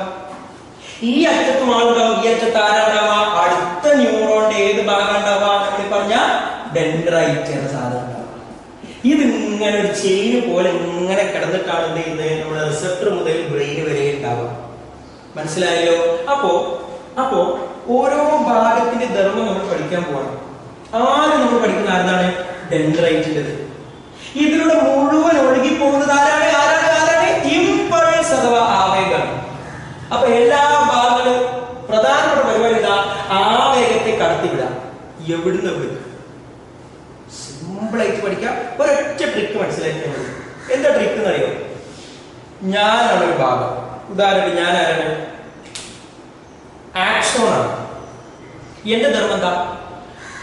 ഈ ഭാഗത്താരുണ്ട്? ആക്സോണിന്റെ ഇടത് ഭാഗത്താരുണ്ട്? ആക്സോണിന്റെ ഇടത് ഭാഗത്താരുണ്ട്? കോശ ശരീരം. അപ്പൊ കോശ ശരീരത്തിന്റെ കൈ എന്തെത്തിയാൽ, ആവേഗം എത്തിയാൽ അത് ആരിവിടെ വാങ്ങും? ആക്സോൺ ഇവിടെ വാങ്ങും. എന്നിട്ട് അത് നേരെ ഇപ്പുറത്തുള്ള കൊടുക്കും. ആക്സോൺ ഇപ്പുറത്താരാ? ആക്സോണൈറ്റ്. അപ്പൊ കോശ ശരീരത്തിൽ നിന്ന് ആവേഗങ്ങളെ വഹിച്ചിട്ട് നേരെ ആക്കി കൊടുക്കുക, ഇപ്പുറത്ത് കാണാൻ ആക്സോണൈറ്റിന് കൊടുക്കുക. ഇതാണ് ആരുടെ പരിപാടി? ആക്സോണിന്റെ. എല്ലാ ഭാഗങ്ങളുടെ ധർമ്മം എങ്ങനെയാണ്? അപ്പുറത്തുനിന്ന് വാങ്ങുക, ആരെ വാങ്ങുക? ആവേഗങ്ങളെ വാങ്ങുക, ഇമ്പൾസിനെ വാങ്ങുക. എന്നിട്ട് ആർക്ക് കൊടുക്കുക? ആരെ വാങ്ങുക? ആവേഗത്തെ വാങ്ങുക. അപ്പൊ നിങ്ങൾ ആലോചിക്കുകയാണ്, ഓരോ വളരെ സിമ്പിൾ ആയി പഠിച്ചുകൊടുത്തത് ഡെൻഡ്രൈറ്റ്. ഇയാള് അപ്പുറത്താരാ? വേറൊരു ന്യൂറോൺ അല്ലേ, മുന്നിലുള്ള ന്യൂറോൺ അല്ലേ? ആ ന്യൂറോണിന്റെ കയ്യിൽ എന്ത് വാങ്ങുന്നു? ആവേഗം വാങ്ങുന്നു. ആര് വാങ്ങുന്നു? ഡെൻഡ്രൈറ്റ് വാങ്ങുന്നു. ആർക്ക് കൊടുക്കുന്നു? തൊട്ടപ്പുറത്ത് കാണുന്ന ഡെൻഡ്രോണിന് കൊടുക്കുന്നു. അപ്പൊ ഡെൻഡ്രൈറ്റിന്റെ പരിപാടി എന്താ? ഞാനാ ഡെൻഡ്രൈറ്റ്. ഡെൻഡ്രൈറ്റ് പരിപാടി എന്താ? തൊട്ടടുത്ത ന്യൂറോണിൽ നിന്നും ആവേഗങ്ങളെ ഡെൻഡ്രോണിന് ആർക്ക് കൈമാറുന്നു? ഡെൻഡ്രോണിന് കൈമാറുന്നു. അപ്പൊ നമ്മൾ ഇത് എങ്ങനെ ഇംഗ്ലീഷിൽ പറയാം? ഇയാൾ എന്ത് ചെയ്യുന്നു? വഹിക്കുന്നു. ക്യാരീസ്. ആര് വഹിക്കുന്നു? ഇമ്പൾസസ്. അപ്പൊ ക്യാരീസ് ഇമ്പൾസസ്. എവിടുന്ന്? ഫ്രം അഡ്ജസന്റ് ന്യൂറോൺ, തൊട്ടടുത്താണ് ന്യൂറോൺ, ടു എവിടേക്ക്? ഡെൻഡ്രോൺ. അപ്പൊ carries impulses from adjacent neuron to dendron. അപ്പൊ ഡെൻഡ്രോൺ എന്താ പറയാ? ഞാനാ ഡെൻഡ്രോൺ. ഇപ്പുറത്താരാ? ഡെൻഡ്രൈറ്റ്. ഇപ്പുറത്താണ് കോശശരീരം. അപ്പൊ എന്ത് ചെയ്യുന്നു? ഡെൻഡ്രൈറ്റിൽ നിന്നും ആവേഗങ്ങളെ കോശ ശരീരത്തിലേക്ക് കൈമാറുന്നു. Carries impulses from dendrite to cell body. അതാണ് ആരുടെ പരിപാടി? ഡെൻഡ്രോണിന്റെ പരിപാടി. കോശ ശരീരത്തിന്റെ പരിപാടി എന്താ? ഇപ്പുറത്താരാ? ഡെൻഡ്രോണ്. അപ്പുറത്താരാ? ആക്സോണ്. അപ്പൊ എന്ത് ചെയ്യുന്നു? ഡെൻഡ്രോണിൽ നിന്നും ആവേഗങ്ങളെ ആക്സോണിലേക്ക് കൈമാറുന്നു. അപ്പുറത്തുനിന്ന് വാങ്ങുന്നു, ഇപ്പുറത്തേക്ക് കൊടുക്കുന്നു. അപ്പൊ carries impulses from dendron to axon. അതാണ് ആരുടെ പരിപാടി? കോശ ശരീരത്തിൻ്റെത്. ഇനി ആക്സോണിന്റെ പരിപാടി എന്താ? കോശ ശരീരത്തിൽ നിന്നുള്ള ആവേഗങ്ങളെ ആർക്ക് കൈമാറുന്നു? ആക്സോണൈറ്റിന് കൈമാറുന്നു. Carries impulses from cell body to axonite. ഇനിയോ ആക്സോണൈറ്റിനെ നോക്കാം. ഇപ്പുറത്താരാ? ആക്സോൺ. അപ്പുറത്താരാ? Synaptic knob. അപ്പൊ ആക്സോണിൽ നിന്നും ആവേഗങ്ങളെ ആർക്ക് കൈമാറുന്നു? സിനാപ്റ്റിക് നോബിലേക്ക് കൈമാറുന്നു. Carries impulses from axon to synaptic knob. ഏറ്റവും അവസാനത്തെ ആളാണ് സിനാപ്റ്റിക് നോബ്. അയാളുടെ ധർമ്മം എന്താ? ഇപ്പുറത്തുനിന്ന് വാങ്ങുക, അപ്പുറത്തേക്ക് കൊടുക്കുക. ഇപ്പുറത്താരാ? ഇപ്പുറത്താരാ? ആക്സോണൈറ്റ്. അപ്പുറത്താരാ? ജ്ഞാനമുണ്ടോ? അടുത്ത ന്യൂറോൺ ഉണ്ട്. അയാൾ ആരെ വരിക? ഡെൻഡ്രൈറ്റ് ആണ് അവിടെ വരിക. ഈ ഭാഗത്ത് ഡെൻഡ്രൈറ്റ് വരിക. അപ്പൊ carries impulses from axonite to dendrites of adjacent neuron. ആക്സോണൈറ്റിൽ നിന്നും ആവേഗങ്ങളെ തൊട്ടടുത്ത ന്യൂറോണിന്റെ ഡെൻഡ്രൈറ്റിലേക്ക് കൈമാറുന്നു. അപ്പൊ ഇത്തരത്തിലാണ് എന്ത് വരിക? ഈ ഓരോ ഭാഗത്തിന്റെ ധർമ്മം വരിക. എല്ലാം നമ്മൾ എങ്ങനെ പഠിച്ചാൽ മതി? അപ്പുറത്തുനിന്ന് വാങ്ങുന്നു, ഇപ്പുറത്തേക്ക് കൊടുക്കുന്നു. ഇവിടെ നമുക്ക് ആർക്ക് പറയാൻ ബാക്കിയുള്ളത്? ശ്വാൻ കോശത്തിലത് പറയാൻ ബാക്കിയുണ്ട്. ധർമ്മം നമ്മൾ അടുത്ത ടോപ്പിക്കായിട്ട് പറയും. അപ്പൊ ഇത്രയാണ് നമ്മൾ എവിടെ പഠിക്കുന്നത്? ന്യൂറോണിന്റെ ഘടന എന്നൊരു ടോപ്പിക്കിൽ പഠിക്കുന്നത്. സ്ട്രക്ചർ ഓഫ് ന്യൂറോൺ പഠിക്കുന്നത്. ചിത്രം വരയ്ക്കുക, ഭാഗങ്ങൾ അടയാളപ്പെടുത്തുക, സവിശേഷത, ധർമ്മം എന്നിവ എഴുതുക. സ്ട്രക്ചർ വരയ്ക്കുക, പാർട്സ് ലേബൽ ചെയ്യുക, ഫീച്ചേഴ്സ് ആൻഡ് ഫംഗ്ഷൻ. കിട്ടുമല്ലോ? ഓക്കെ. ഫീച്ചർ ആൻഡ് ഫംഗ്ഷൻ പറയാത്ത, സവിശേഷത ധർമ്മം പറയാത്ത ഏക വ്യക്തിയാണ് ആരെ? ശ്വാൻ സെൽ, ശ്വാൻ കോശം. എന്താണ് ഇയാളുടെ പ്രത്യേകത? ശ്രദ്ധിച്ചോട്ടോ മക്കളെ. നമ്മളെ ന്യൂറോണിന്റെ ആക്സോൺ വരച്ചത് ഓർമ്മയില്ലേ? ഞാൻ ന്യൂറോൺ കൂടി വരച്ച് കാണിക്കട്ടോ. വരച്ച് പഠിക്കണം. എപ്പോൾ എക്സാമിൽ ചോദിക്കുന്നതാണ്. സിമ്പിൾ ആയിട്ട് വരക്കാൻ പറ്റുന്ന സാധനമാണ്. അങ്ങനെ പോയാൽ മതി. അങ്ങനെ ആരായി? നമ്മളെ ന്യൂറോണായി. പെട്ടെന്ന് വരച്ച് തീർക്കാവുന്നതാണ്. നല്ല രസകരമായ ചിത്രമാണ്. പക്ഷെ നന്നായിട്ട് ശ്രദ്ധിച്ചു വരയ്ക്കണം. റെഡിയാണോ? ഇതല്ലേ മക്കളെ നമ്മളെ ആക്സോൺ. ആ ആക്സോണിന് മുകളിൽ കാണാൻ ഈ കോശങ്ങളെ നമ്മൾ എന്ത് വിളിച്ചത്? ശ്വാൻ കോശം എന്ന് വിളിച്ചത്. ശ്രദ്ധിക്കുക, നമ്മളെ ആക്സോണിനെ പൊതിഞ്ഞുകൊണ്ടാണ് ആര് കാണുന്നത്? നമ്മുടെ ശ്വാൻ കോശങ്ങൾ കാണുന്നത്. ഇതാണ് ആക്സോൺ എന്ന് വിചാരിക്കുക. ഇയാളുകൾ പൊതിഞ്ഞു വെച്ചേക്കാണ് ആര്? നമ്മുടെ ശ്വാൻ കോശങ്ങളെ കൊണ്ട്. അപ്പൊ ഒരു ശ്വാൻ കോശം മതിയോ? ഒരിക്കലും മതിയാവില്ല. ഒരുപാട് ശ്വാൻ കോശങ്ങൾ കൊണ്ട് കെട്ട് പൊതിഞ്ഞൊക്കെ ആയിരിക്കും. അപ്പൊ അവിടെ സംഭവിക്കുന്ന എന്താ പറയുക? ഒരുപാട് ശ്വാൻ കോശങ്ങൾ കൂടി ചേർന്നിട്ട് ഒരു ഷീറ്റ് പോലെ, നമ്മുടെ റബ്ബർ ഷീറ്റ് ഒക്കെ കണ്ടില്ലേ, അങ്ങനെ ഒരു ഷീറ്റ് പോലെ മാറും. ആ ഷീറ്റിന് നമ്മൾ വിളിക്കുന്ന പേരാണ് മയലിൻ ഷീത്ത്. എന്താ വിളിക്കുക? Myelin sheath. Myelin sheath. Myelin sheet എന്നൊരു സാധനമായി മാറും. ശ്വാൻ കോശങ്ങൾ കൂടി ചേർന്ന് മൈലിൻ ഷീറ്റായി മാറും. ആ മൈലിൻ ഷീറ്റ് ഏതിനെ ചുറ്റി വെച്ചിട്ടാണ്? നമ്മൾ ആക്സോണിനെ ചുറ്റി വെച്ചിട്ടാണ്. അപ്പം ആക്സോണിനെ പൊതിഞ്ഞു കാണപ്പെടുന്ന ആവരണമാണ് ആര്? Myelin sheath. മൈലിൻ ഷീറ്റ് ഉണ്ടാക്കാൻ സഹായിച്ചിരിക്കുന്ന കോശങ്ങളുടെ പേരാണെന്ത്? ഷ്വാൻ കോശങ്ങൾ. റെഡിയാണോ? ഇനി ശ്രദ്ധിക്കുക, എന്തിനാണ് ഇയാളെ ചുറ്റി വെക്കുന്നത്? ആക്സോണ് മാത്രം എന്തിനാ ഒരു പൊതി? ഞാൻ പറഞ്ഞ ശ്രദ്ധിച്ചോളി. ഇവിടെ നോക്കട്ടോ, ഇതാണ് നമ്മുടെ നമ്മൾ ആര് വരച്ച ചിത്രം? ഗ്രാഹി. അവിടെ നേരെ കിടക്കുന്ന ആളാണ് ആര്? നാഡി. ഇതാണ് ആര്? മസ്തിഷ്കം അല്ലേ? അപ്പൊ ഇതാ ഇത് മുഴുവൻ നാഡിയല്ലേ? ഇത് ധാരാളം നാഡീകോശങ്ങൾ കാണൂലേ? എങ്ങനെ നാഡീകോശങ്ങൾ ഇരിക്കുന്നുണ്ടാവാ? സെൽ ബോഡി ഇങ്ങനെ ആക്സോണൈറ്റ് സിനാപ്റ്റിക് നോബ്. വീണ്ടും അടുത്തത് സെൽ ബോഡി, അതിങ്ങനെ ഡെൻഡ്രൈറ്റ് ആക്സോണൈറ്റ്. പിന്നെ അടുത്തത് ഇങ്ങനെ വന്നിട്ട് കോശരീരം ഇങ്ങനെ വന്നിട്ട് ആക്സോണൈറ്റ്. വീണ്ടും അടുത്തത് ഡെൻഡ്രൈറ്റ് ആക്സോണൈറ്റ് സിനാപ്റ്റിക്. ഇങ്ങനെ ഉണ്ടാവുക. അപ്പൊ നോക്കി, ഈ ഒരു ദൂരമല്ലേ നമ്മുടെ ആവേഗം സഞ്ചരിക്കുന്നത്? ഇവിടെ ആരാണ് പോവാ? ആവേഗമാണ് പോവാ. ഈ ആവേഗം ഇത്രയും ദൂരം സഞ്ചരിക്കുമ്പോഴേ ഇപ്പൊ എത്ര ന്യൂറോൺ കൂടെ സഞ്ചരിച്ചു? 1 2 3 4. അപ്പൊ 4 ന്യൂറോൺ കൂടെ സഞ്ചരിച്ചിട്ടാണ് ആവേഗം ഇവിടെ എത്തിയത്. നോക്കുക, ഈ 4 ന്യൂറോൺ കൂടെ സഞ്ചരിക്കുമ്പോഴേ അതിൽ ഏറ്റവും കൂടുതൽ സമയം സഞ്ചരിക്കുന്നത് നമ്മുടെ ആക്സോണിൽ കൂടെ ആയിരിക്കില്ലേ? കാരണം എന്താ? ന്യൂറോണിന്റെ ഏറ്റവും നീണ്ടു കിടക്കുന്ന ഭാഗം ആക്സോണാണ്. അപ്പൊ ഏറ്റവും കൂടുതൽ സമയം പോകുന്നത് കൂടെ ആയിരിക്കും? ആക്സോണിൽ കൂടെ ആയിരിക്കും. അപ്പൊ നിങ്ങൾ ആലോചിക്കുകയാണെങ്കിൽ നമ്മുടെ ആക്സോണിന് എന്തെങ്കിലും ഒരു ഡാമേജ് സംഭവിച്ചാൽ ഇവിടെ നമ്മൾ ആക്സോണിൽ മുറിഞ്ഞു വിചാരിക്കാം. പിന്നെ ഇവിടെ ഉണ്ടായ ആവേഗം നേരങ്ങൾ പോവില്ല. ആവേഗം തലച്ചോറിന് എത്തിയില്ല എങ്കിൽ തലച്ചോറിന് അത് മനസ്സിലാവില്ല. ചുരുക്കി പറഞ്ഞാൽ നമുക്ക് ആ സംഗതി അറിയില്ല. അപ്പൊ നമ്മൾ ആ സംഗതി അറിയണമെങ്കിൽ, ഇപ്പൊ കാണണമെങ്കിൽ, കേൾക്കണമെങ്കിൽ അവിടെയൊക്കെ ആ ആവേഗം കറക്റ്റ് എവിടെ എത്തണം? തലച്ചോറിലെത്തണം. ഇതിന്റെ ഇടയിൽ എവിടെ മുറിഞ്ഞാലും എന്ത് ചെയ്യും? നമ്മുടെ പരിപാടി ബ്ലോക്ക് ആവും. മുറിയാൻ ഏറ്റവും സാധ്യത ആരാണ്? ആക്സോണാണ്. കാരണം ഏറ്റവും നീണ്ട ഭാഗമാണ് ആക്സോണാണ്. അതുകൊണ്ട് ബാഹ്യമായ ക്ഷതങ്ങളൊന്നും ആരും ഏൽക്കാൻ പാടില്ല. ആക്സോണെ ഏൽക്കാൻ പാടില്ല, ന്യൂറോണെ ഏൽക്കാൻ പാടില്ല, എസ്പെഷ്യലി നമ്മൾ ആക്സോണെ ഏൽക്കാൻ പാടില്ല. അതുകൊണ്ട് ആക്സോണിനെ ഇങ്ങനെ പൊതിഞ്ഞ് സംരക്ഷിക്കുക എന്നുള്ളതാണ് ഇയാളുടെ ഒന്നാമത്തെ ധർമ്മം. എന്താണ് ഒന്നാമത്തെ ധർമ്മം? ഇയാളെ പ്രൊട്ടക്ട് ചെയ്യുക, സംരക്ഷിക്കുക. ഏതെന്ന്? From external shocks. ബാഹ്യമായ ക്ഷതങ്ങളിൽ നിന്ന് നമ്മുടെ ന്യൂറോണിന്റെ ആക്സോണിനെ സംരക്ഷിക്കുക എന്നതാണ് ഇയാളുടെ ഒന്നാമത്തെ ധർമ്മം.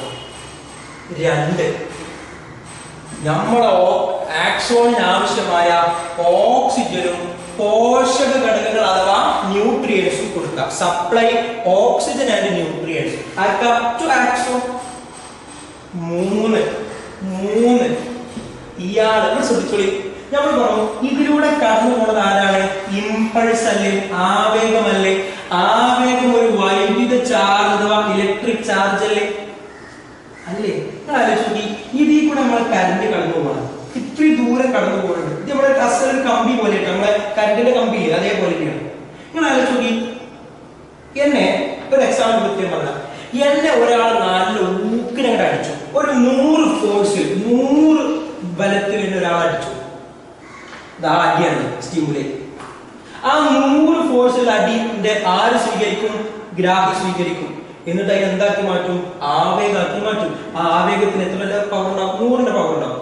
ആ 100 പവറിൽ ആവേഗം ഇങ്ങനെ പോവാണ്. കൂടെ ആക്സോണിൽ കൂടെ ആരെ കടന്നുള്ളത്? കറന്റാണ്.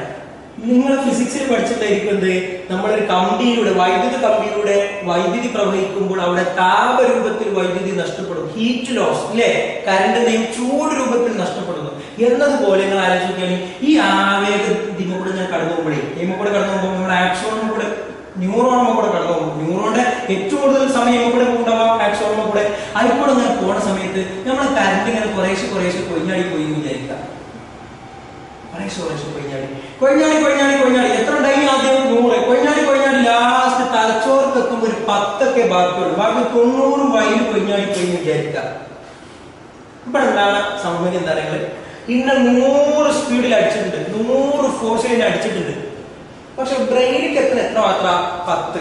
അപ്പൊ ബ്രെയിനിനോട് എന്താ പറയാ? അതിന് 10 തോണ്ടിയിട്ടല്ലോ, പിന്നെ വലിയ ആവശ്യമാക്കൊന്നും വേണ്ട, മൈൻഡ് ചെയ്യണ്ടെന്നാ പറയാ. മനസ്സിലായോ? സംഭവിച്ച അതേ എഫക്റ്റ് നമുക്ക് തിരിച്ചറിയാൻ പറ്റുമോ? ഇല്ല. നല്ല ചൂടുള്ള പാത്രത്തിലാണ് തൊട്ടത്. 100 അത്രയും ചൂടുള്ള പാത്രത്തിലാണ് തൊട്ടത്. ആ പാത്രത്തിൽ തട്ടിക്കണോ മെസ്സേജ് ഇങ്ങനെ പോണ സമയത്ത് ആ മെസ്സേജ് ഓടിപ്പടി ഇങ്ങനെ കൊഞ്ഞാടി പോയി. ബ്രെയിനിൽ എത്തിയത് 10. ബ്രെയിൻ എന്താ പറയാ, മെസ്സേജ് വായിച്ചു നോക്കിയത് ഒരു 10 ഉള്ളൂ. ആ ചെറിയൊരു ചൂടല്ലേ.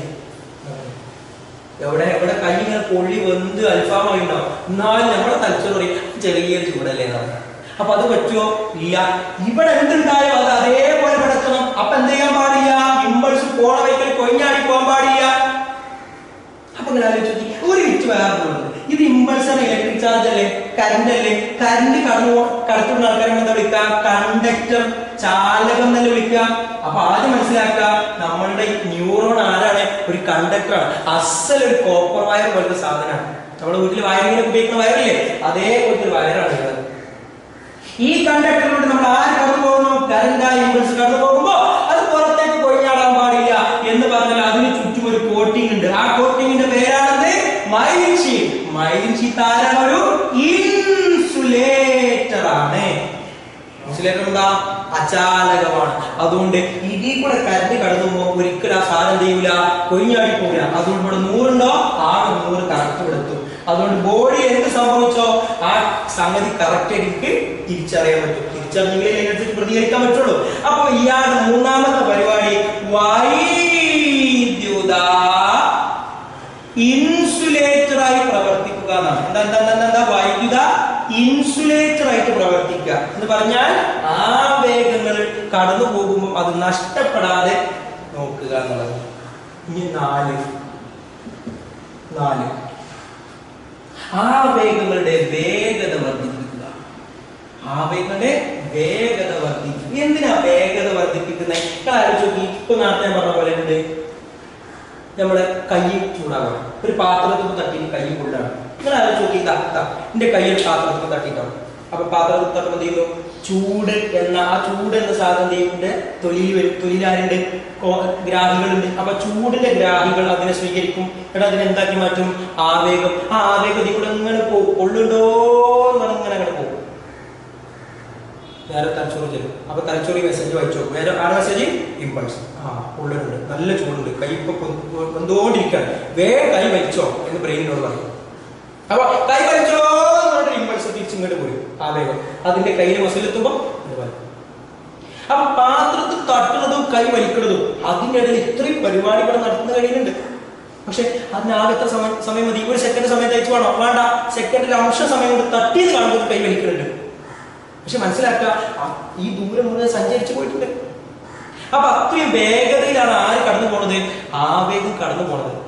ആവേഗം നല്ല വേഗതയിൽ കടന്നു പോകണം. നിങ്ങൾ ആലോചിച്ച് നോക്കി, ഇവിടെ ഇങ്ങോട്ട് പോകാൻ 5 മിനിറ്റും തിരിച്ച് ഇങ്ങോട്ട് പോകാൻ 5 മിനിറ്റ് കൊടുക്കണമെങ്കിലോ ആക്കുമ്പോലെ ആവേഗം വളരെ സ്ലോ ആയിട്ടാണ് പോണത്. പോണ വൈകിട്ട് നിർത്തി കട്ടൻ ചായ കുറിച്ച് ആക്കുമ്പോലെ ട്രെയിനിലേക്ക് എത്തി തിരിച്ച് ഇങ്ങോട്ട് വരുമ്പോൾ കൈ അൽഫാമായി ഉണ്ടാവും.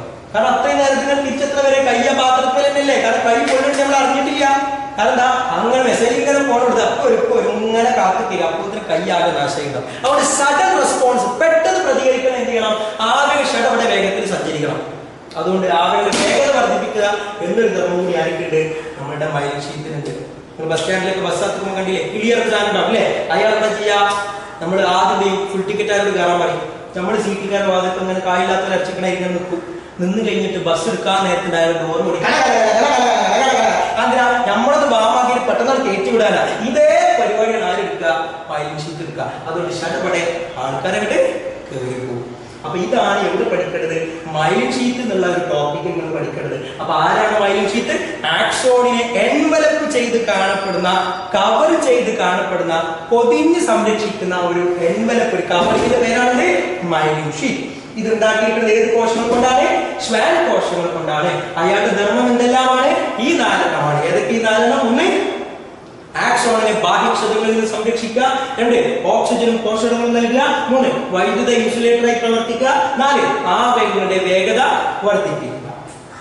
ഇതിനൊരൊറ്റ കാര്യം എക്സ്ട്രാ പറയുന്നത് വെച്ചാൽ, ഈ ന്യൂറോൺ എന്ന സാധനം നമ്മുടെ ശരീരത്തിന്റെ എല്ലാ ഭാഗത്തുണ്ട്. തലച്ചോറിലുണ്ട്, സുഷുമ്നയിലുണ്ട്, ശരീരത്തിന്റെ വിവിധ ഭാഗങ്ങളൊക്കെ ഉണ്ട്. ആ ന്യൂറോണൊക്കെ എന്തായിരിക്കും? ആക്സോൺ ഉണ്ടായിരിക്കും. ആ ആക്സോൺ എല്ലാവർക്കും മൈലിൻ ഷീത്ത് ഉണ്ടായിക്കൊള്ളുന്നില്ല. മനസ്സിലാക്കുക, എല്ലാ ന്യൂറോണിനും എന്തുണ്ടായിക്കൊള്ളുന്നില്ല? മൈലിൻ ഷീത്ത് ഉണ്ടായിക്കൊള്ളണമെന്നില്ല. മൈലിൻ ഷീത്ത് ഉള്ള ആൾക്കാരെ മൈലിനേറ്റഡ് ന്യൂറോൺസ് എന്നും മൈലിൻ ഷീത്ത് ഇല്ലാത്തവരെ നോൺ മൈലിനേറ്റഡ് ന്യൂറോൺസ് എന്നൊക്കെ പറയാറുണ്ട്. ഇനി മനസ്സിലാക്കുക, ഈ മൈലിൻ ഷീത്ത് ഉണ്ടാക്കിയിരിക്കുന്ന ഈ ശ്വാൻ കോശങ്ങളിലെ ശ്വാൻ കോശങ്ങളിലെ ഈ ശ്വാൻ കോശങ്ങൾക്ക് തിളങ്ങുന്ന വെള്ള നിറമാണ്. എന്താണ് തിളങ്ങുന്ന വെള്ള നിറമാണ് എന്ന് പറഞ്ഞാൽ ഗ്ലേസിംഗ് വൈറ്റ് കളറാണ്. അപ്പൊ നമ്മൾ ആലോചിച്ച് ഇതാണ് ന്യൂറോൺ. ന്യൂറോൺ യഥാർത്ഥത്തിൽ ഗ്രേ കളറാണ്, ചാര നിറമാണ്. ന്യൂറോൺ യഥാർത്ഥ നിറം എന്താണ്? ചാര നിറമാണ്. ആ ന്യൂറോണിന്റെ ആക്സോണിനെ മാത്രം ചിലപ്പോൾ എന്തുകൊണ്ട് പൊതിഞ്ഞിട്ടുണ്ടാവും? മൈലിൻ ഷീറ്റോട് പൊതിഞ്ഞിട്ടുണ്ടാവും. മൈലിൻ ഷീറ്റിന്റെ നിറം എന്തായിരിക്കും? തിളങ്ങുന്ന വെള്ള നിറം. കാരണം എന്താ? അതിൽ കാണുന്ന ശ്വാൻ കോശങ്ങൾക്ക് എന്താണ്? തിളങ്ങുന്ന വെള്ള നിറമാണ്. അപ്പം ആക്സോൺ നോക്കുക, ഇതാണ് ന്യൂറോൺ. ഈ ന്യൂറോണിന് ഗ്രേ കളറാണ്. ഇതിനെ പൊതിഞ്ഞുകൊണ്ട് ആരെ കാണാം? മൈലിൻ ഷീറ്റ് കാണാം. എല്ലാവർക്കും കാണുന്നില്ല, കാണും ചില ആളുകൾക്കൊക്കെ. ആ കാണുന്ന ഭാഗത്ത് മാത്രം എന്ത് കളറായിരിക്കും? തിളങ്ങുന്ന വെള്ള നിറയിരിക്കും. അപ്പൊ നമ്മളുടെ മസ്തിഷ്കത്തിലും സുഷുമ്നയിലും എവിടെ മസ്തിഷ്കത്തിലും സുഷുമ്നയിലും ചില ഭാഗങ്ങൾ ഇങ്ങനെ തിളങ്ങുന്ന വെള്ള നിറത്തിലേക്ക് കാണാൻ പറ്റും. അതിന് കാരണം എന്താ? അവിടെ എന്തുണ്ടെന്നാണ്? മൈലിൻ ഷീറ്റ് ഉണ്ടെന്നാണ്. ആ ഭാഗങ്ങളെ നമ്മൾ വിളിക്കുന്ന പേരാണ് വൈറ്റ് മാറ്റർ. എന്താ വിളിക്കുക? White matter. മലയാളം മീഡിയക്കാർക്കും ഇംഗ്ലീഷ് മീഡിയക്കാർക്കും ഒറ്റ വാക്കാണ് വൈറ്റ് മാറ്റർ. എന്താ? തലച്ചോറിന്റെയും സുഷുമ്നയുടെയും ചില ഭാഗങ്ങൾ തിളങ്ങുന്ന വെള്ള നിറത്തിൽ കാണപ്പെടുന്നു. എന്തുകൊണ്ട്? മൈലിൻ ഷീറ്റ് കാണപ്പെടുന്നത് കൊണ്ട്. ആ ഭാഗത്ത് നമ്മൾ വിളിക്കുന്ന പേരാണ് വൈറ്റ് മാറ്റർ. എന്നാൽ ഇതേപോലെ തന്നെ മസ്തിഷ്കത്തിലും സുഷുമ്നയിലും എന്ത് കാണാം? ചാര നിറത്തിലുള്ള കുറച്ച് ഭാഗങ്ങൾ കാണാം. എന്തുകൊണ്ടാ ചാര നിറം? അവിടെ എന്തില്ല? മൈലിൻ ഷീറ്റ് ഇല്ല. ആ മൈലിൻ ഷീറ്റ് ഇല്ലാത്ത ഭാഗങ്ങൾ ചാര നിറത്തിൽ കാണും. ആ ചാര നിറത്തിലുള്ള ഭാഗങ്ങൾ വിളിക്കുന്ന പേരാണ് ഗ്രേ മാറ്റർ. എന്താ പേര്? Grey matter. അപ്പൊ നമ്മുടെ മസ്തിഷ്കത്തിലും സുഷുമ്നയിലും ബ്രെയിനിലും സ്പൈനൽ കോഡിലും രണ്ട് തരം ഭാഗങ്ങളുണ്ട്, രണ്ട് ടൈപ്പ് റീജിയൻസ്. ഇതിന്റെ പേരാണിത് വൈറ്റ് മാറ്റർ, രണ്ട് പേരാണിത് ഗ്രേ മാറ്റർ. ആരാ വൈറ്റ് മാറ്റർ? ഗ്ലേസിംഗ് വൈറ്റ് കളറുള്ള ഭാഗം due to the presence of myelin sheath. Myelin sheath present ആയതുകൊണ്ട്. ആരാ grey matter? Grey colour portion in brain and spinal cord. മസ്തിഷ്കത്തിലെയും സുഷുമ്നയിലെയും ചാര നിറത്തിലുള്ള ഭാഗം. എന്തുകൊണ്ട്? Due to the absence of myelin sheath. Myelin sheath ഇല്ലാത്തത്. റെഡിയാണോ? അത് മനസ്സിലാക്കട്ടോ. എപ്പോൾ എക്സാമ്പിൾ ചോദിക്കുന്നതാണ് ഗ്രേ മാറ്റർ എന്താണ്, വൈറ്റ് മാറ്റർ എന്താണ്. ഈ രീതിയിൽ അഡീഷൻ വരുന്ന ഒരൊറ്റ പോയിന്റ് ആണ് എന്തറിയോ? ശ്വാൻ കോശങ്ങളെ പോലെ തന്നെ വേറെ കോശങ്ങളും കൂടി ഉണ്ട്. അതിന്റെ പേരാണ് ഒലിഗോഡെൻഡ്രോസൈറ്റ്.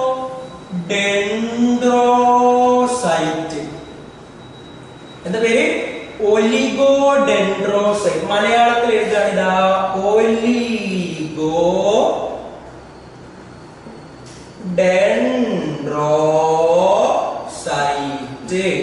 ഒലിഗോഡെൻഡ്രോസൈറ്റ്. ഇത് ശ്വാൻ കോശങ്ങളെ പോലെ തന്നെ കാണുന്ന കോശങ്ങളാണ്. എന്താ മാറ്റം അറിയോ?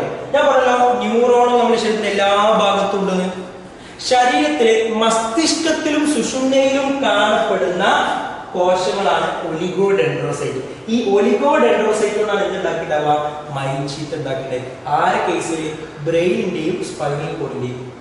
ബ്രെയിനും സ്പൈനൽ കോഡ് അല്ലാത്ത ഈ ബാക്കി എല്ലാ ഭാഗത്തും മൈലിൻ ഷീറ്റ് ഉണ്ടാക്കിയിരിക്കുന്നത് ഏത് കോശങ്ങൾ കൊണ്ടാണ്?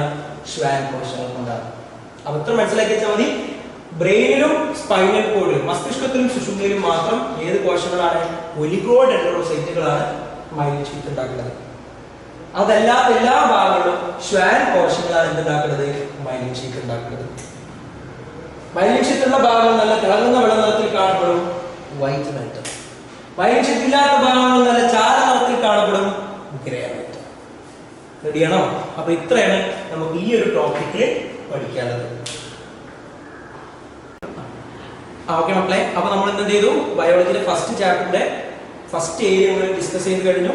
നമ്മൾ ഇന്ന് എന്തൊക്കെ ഡിസ്കസ് ചെയ്ത് ഓർമ്മയുണ്ടല്ലോ അല്ലെ? ഒന്ന് നമ്മളെന്താ എന്താണ് നെർവസ് സിസ്റ്റം ഡിസ്കസ് ചെയ്തല്ലോ. എന്താണ് നെർവസ് സിസ്റ്റം ഡിസ്കസ് ചെയ്തു ഇല്ലേ? അയാളുടെ ഫംഗ്ഷൻ എന്താന്ന് പറഞ്ഞു, ദെൻ അയാളുടെ പാർട്സ് പറഞ്ഞു. ദെൻ നമ്മൾ എന്ത് പറഞ്ഞു? റിസപ്റ്റർ എന്നൊരു വാക്ക് പറഞ്ഞു ഇല്ലേ? റിസപ്റ്റർ എന്നൊരു വാക്ക് പറഞ്ഞ സമയത്ത് നമ്മൾ അതിന്റെ കൂടെ ആരും കൂടി പറഞ്ഞു? സ്റ്റിമുലൈ എന്നൊരു വാക്ക് കൂടി പറഞ്ഞു ഇല്ലേ? പിന്നെ സ്റ്റിമുലൈ റിസപ്റ്റർ പറഞ്ഞതിന് ശേഷം നമ്മൾ ഇമ്പൾസ് എന്നൊരു വാക്ക് പഠിച്ചു ഇല്ലേ? ഇമ്പൾസ് എന്നൊരു വാക്ക് പഠിച്ചു. ഈ ഇമ്പൾസ് കടന്നു പോകുന്ന നെർവ് എന്നൊരു സാധനത്തെ കുറിച്ച് പഠിച്ചു. ഈ നെർവ് ആരാന്ന് പറഞ്ഞു? ഗ്രൂപ്പ് ഓഫ് ന്യൂറോൺസ് ആണെന്ന് പറഞ്ഞു. എന്ന് പറഞ്ഞിട്ട് നമ്മൾ എന്ത് ചെയ്തു? ആ ന്യൂറോണിന്റെ സ്ട്രക്ചർ ഒക്കെ പഠിച്ചു ഇല്ലേ? ആ സ്ട്രക്ചർ വരയ്ക്കാൻ പഠിച്ചു, അതിന്റെ പാർട്സ് ലേബൽ ചെയ്യാൻ പഠിച്ചു, അതിന്റെ ഓരോ ഭാഗത്തിന്റെയും ഫീച്ചേഴ്സ് ആൻഡ് ഫങ്ഷൻസ് എഴുതാനും പഠിച്ചു. ഇവിടെ ഈ ഫീച്ചേഴ്സ് ആൻഡ് ഫങ്ഷൻ പറയുമ്പോൾ ഈ ന്യൂറോണിൽ കൂടെ എക്സാമിൽ എപ്പോഴും ചോദിക്കുന്ന ഒരു ക്വസ്റ്റ്യൻ ഉണ്ട്. എന്താണെന്നറിയോ? ഒരു ന്യൂറോണിലൂടെ ഇമ്പൾസ് കടന്നു പോകുന്ന ഡയറക്ഷൻ, അതിന്റെ ഫ്ലോ ചാർട്ട് വരയ്ക്കാൻ എപ്പോഴും എക്സാമിൽ ചോദിക്കുന്നതാണ്. നമ്മൾ ഓൾറെഡി പഠിച്ചു കഴിഞ്ഞതാണ്. മക്കളെ എങ്ങനെയായിരുന്നു? ഇതാണ് ഒരു ന്യൂറോൺ. ആ ന്യൂറോണിന്റെ സിനാപ്റ്റിക് നോബാണ്. സിനാപ്റ്റിക് നോബ് ഇതാണ്. ഇനി ഇത് കഴിഞ്ഞാൽ ഇവിടെ അടുത്ത ന്യൂറോൺ അല്ലേ? ആ ന്യൂറോണിന്റെ അങ്ങനെ ഒരു ഇവിടെ ഉണ്ടാവും, ഡെൻഡ്രൈറ്റ് ഒക്കെ ഉണ്ടാവും. ഇവിടെ ഡെൻഡ്രോൺ കോശത്തിൽ ഇവിടെ നിന്ന് വന്നിട്ട് ആരെ ആക്സോൺ, ഇവിടെ ആരെ ആക്സോണേറ്റ്, ഇത് അവിടെ സിനാപ്റ്റിക് നോബ് ഇല്ലേ? ഇനിയോ ഇവിടെ തൊട്ടടുത്ത ന്യൂറോൺ, അടുത്ത ന്യൂറോൺ ആണ് അതിന്റെ ഡെൻഡ്രൈറ്റ്. ഇങ്ങനെ ഉണ്ടാവുക.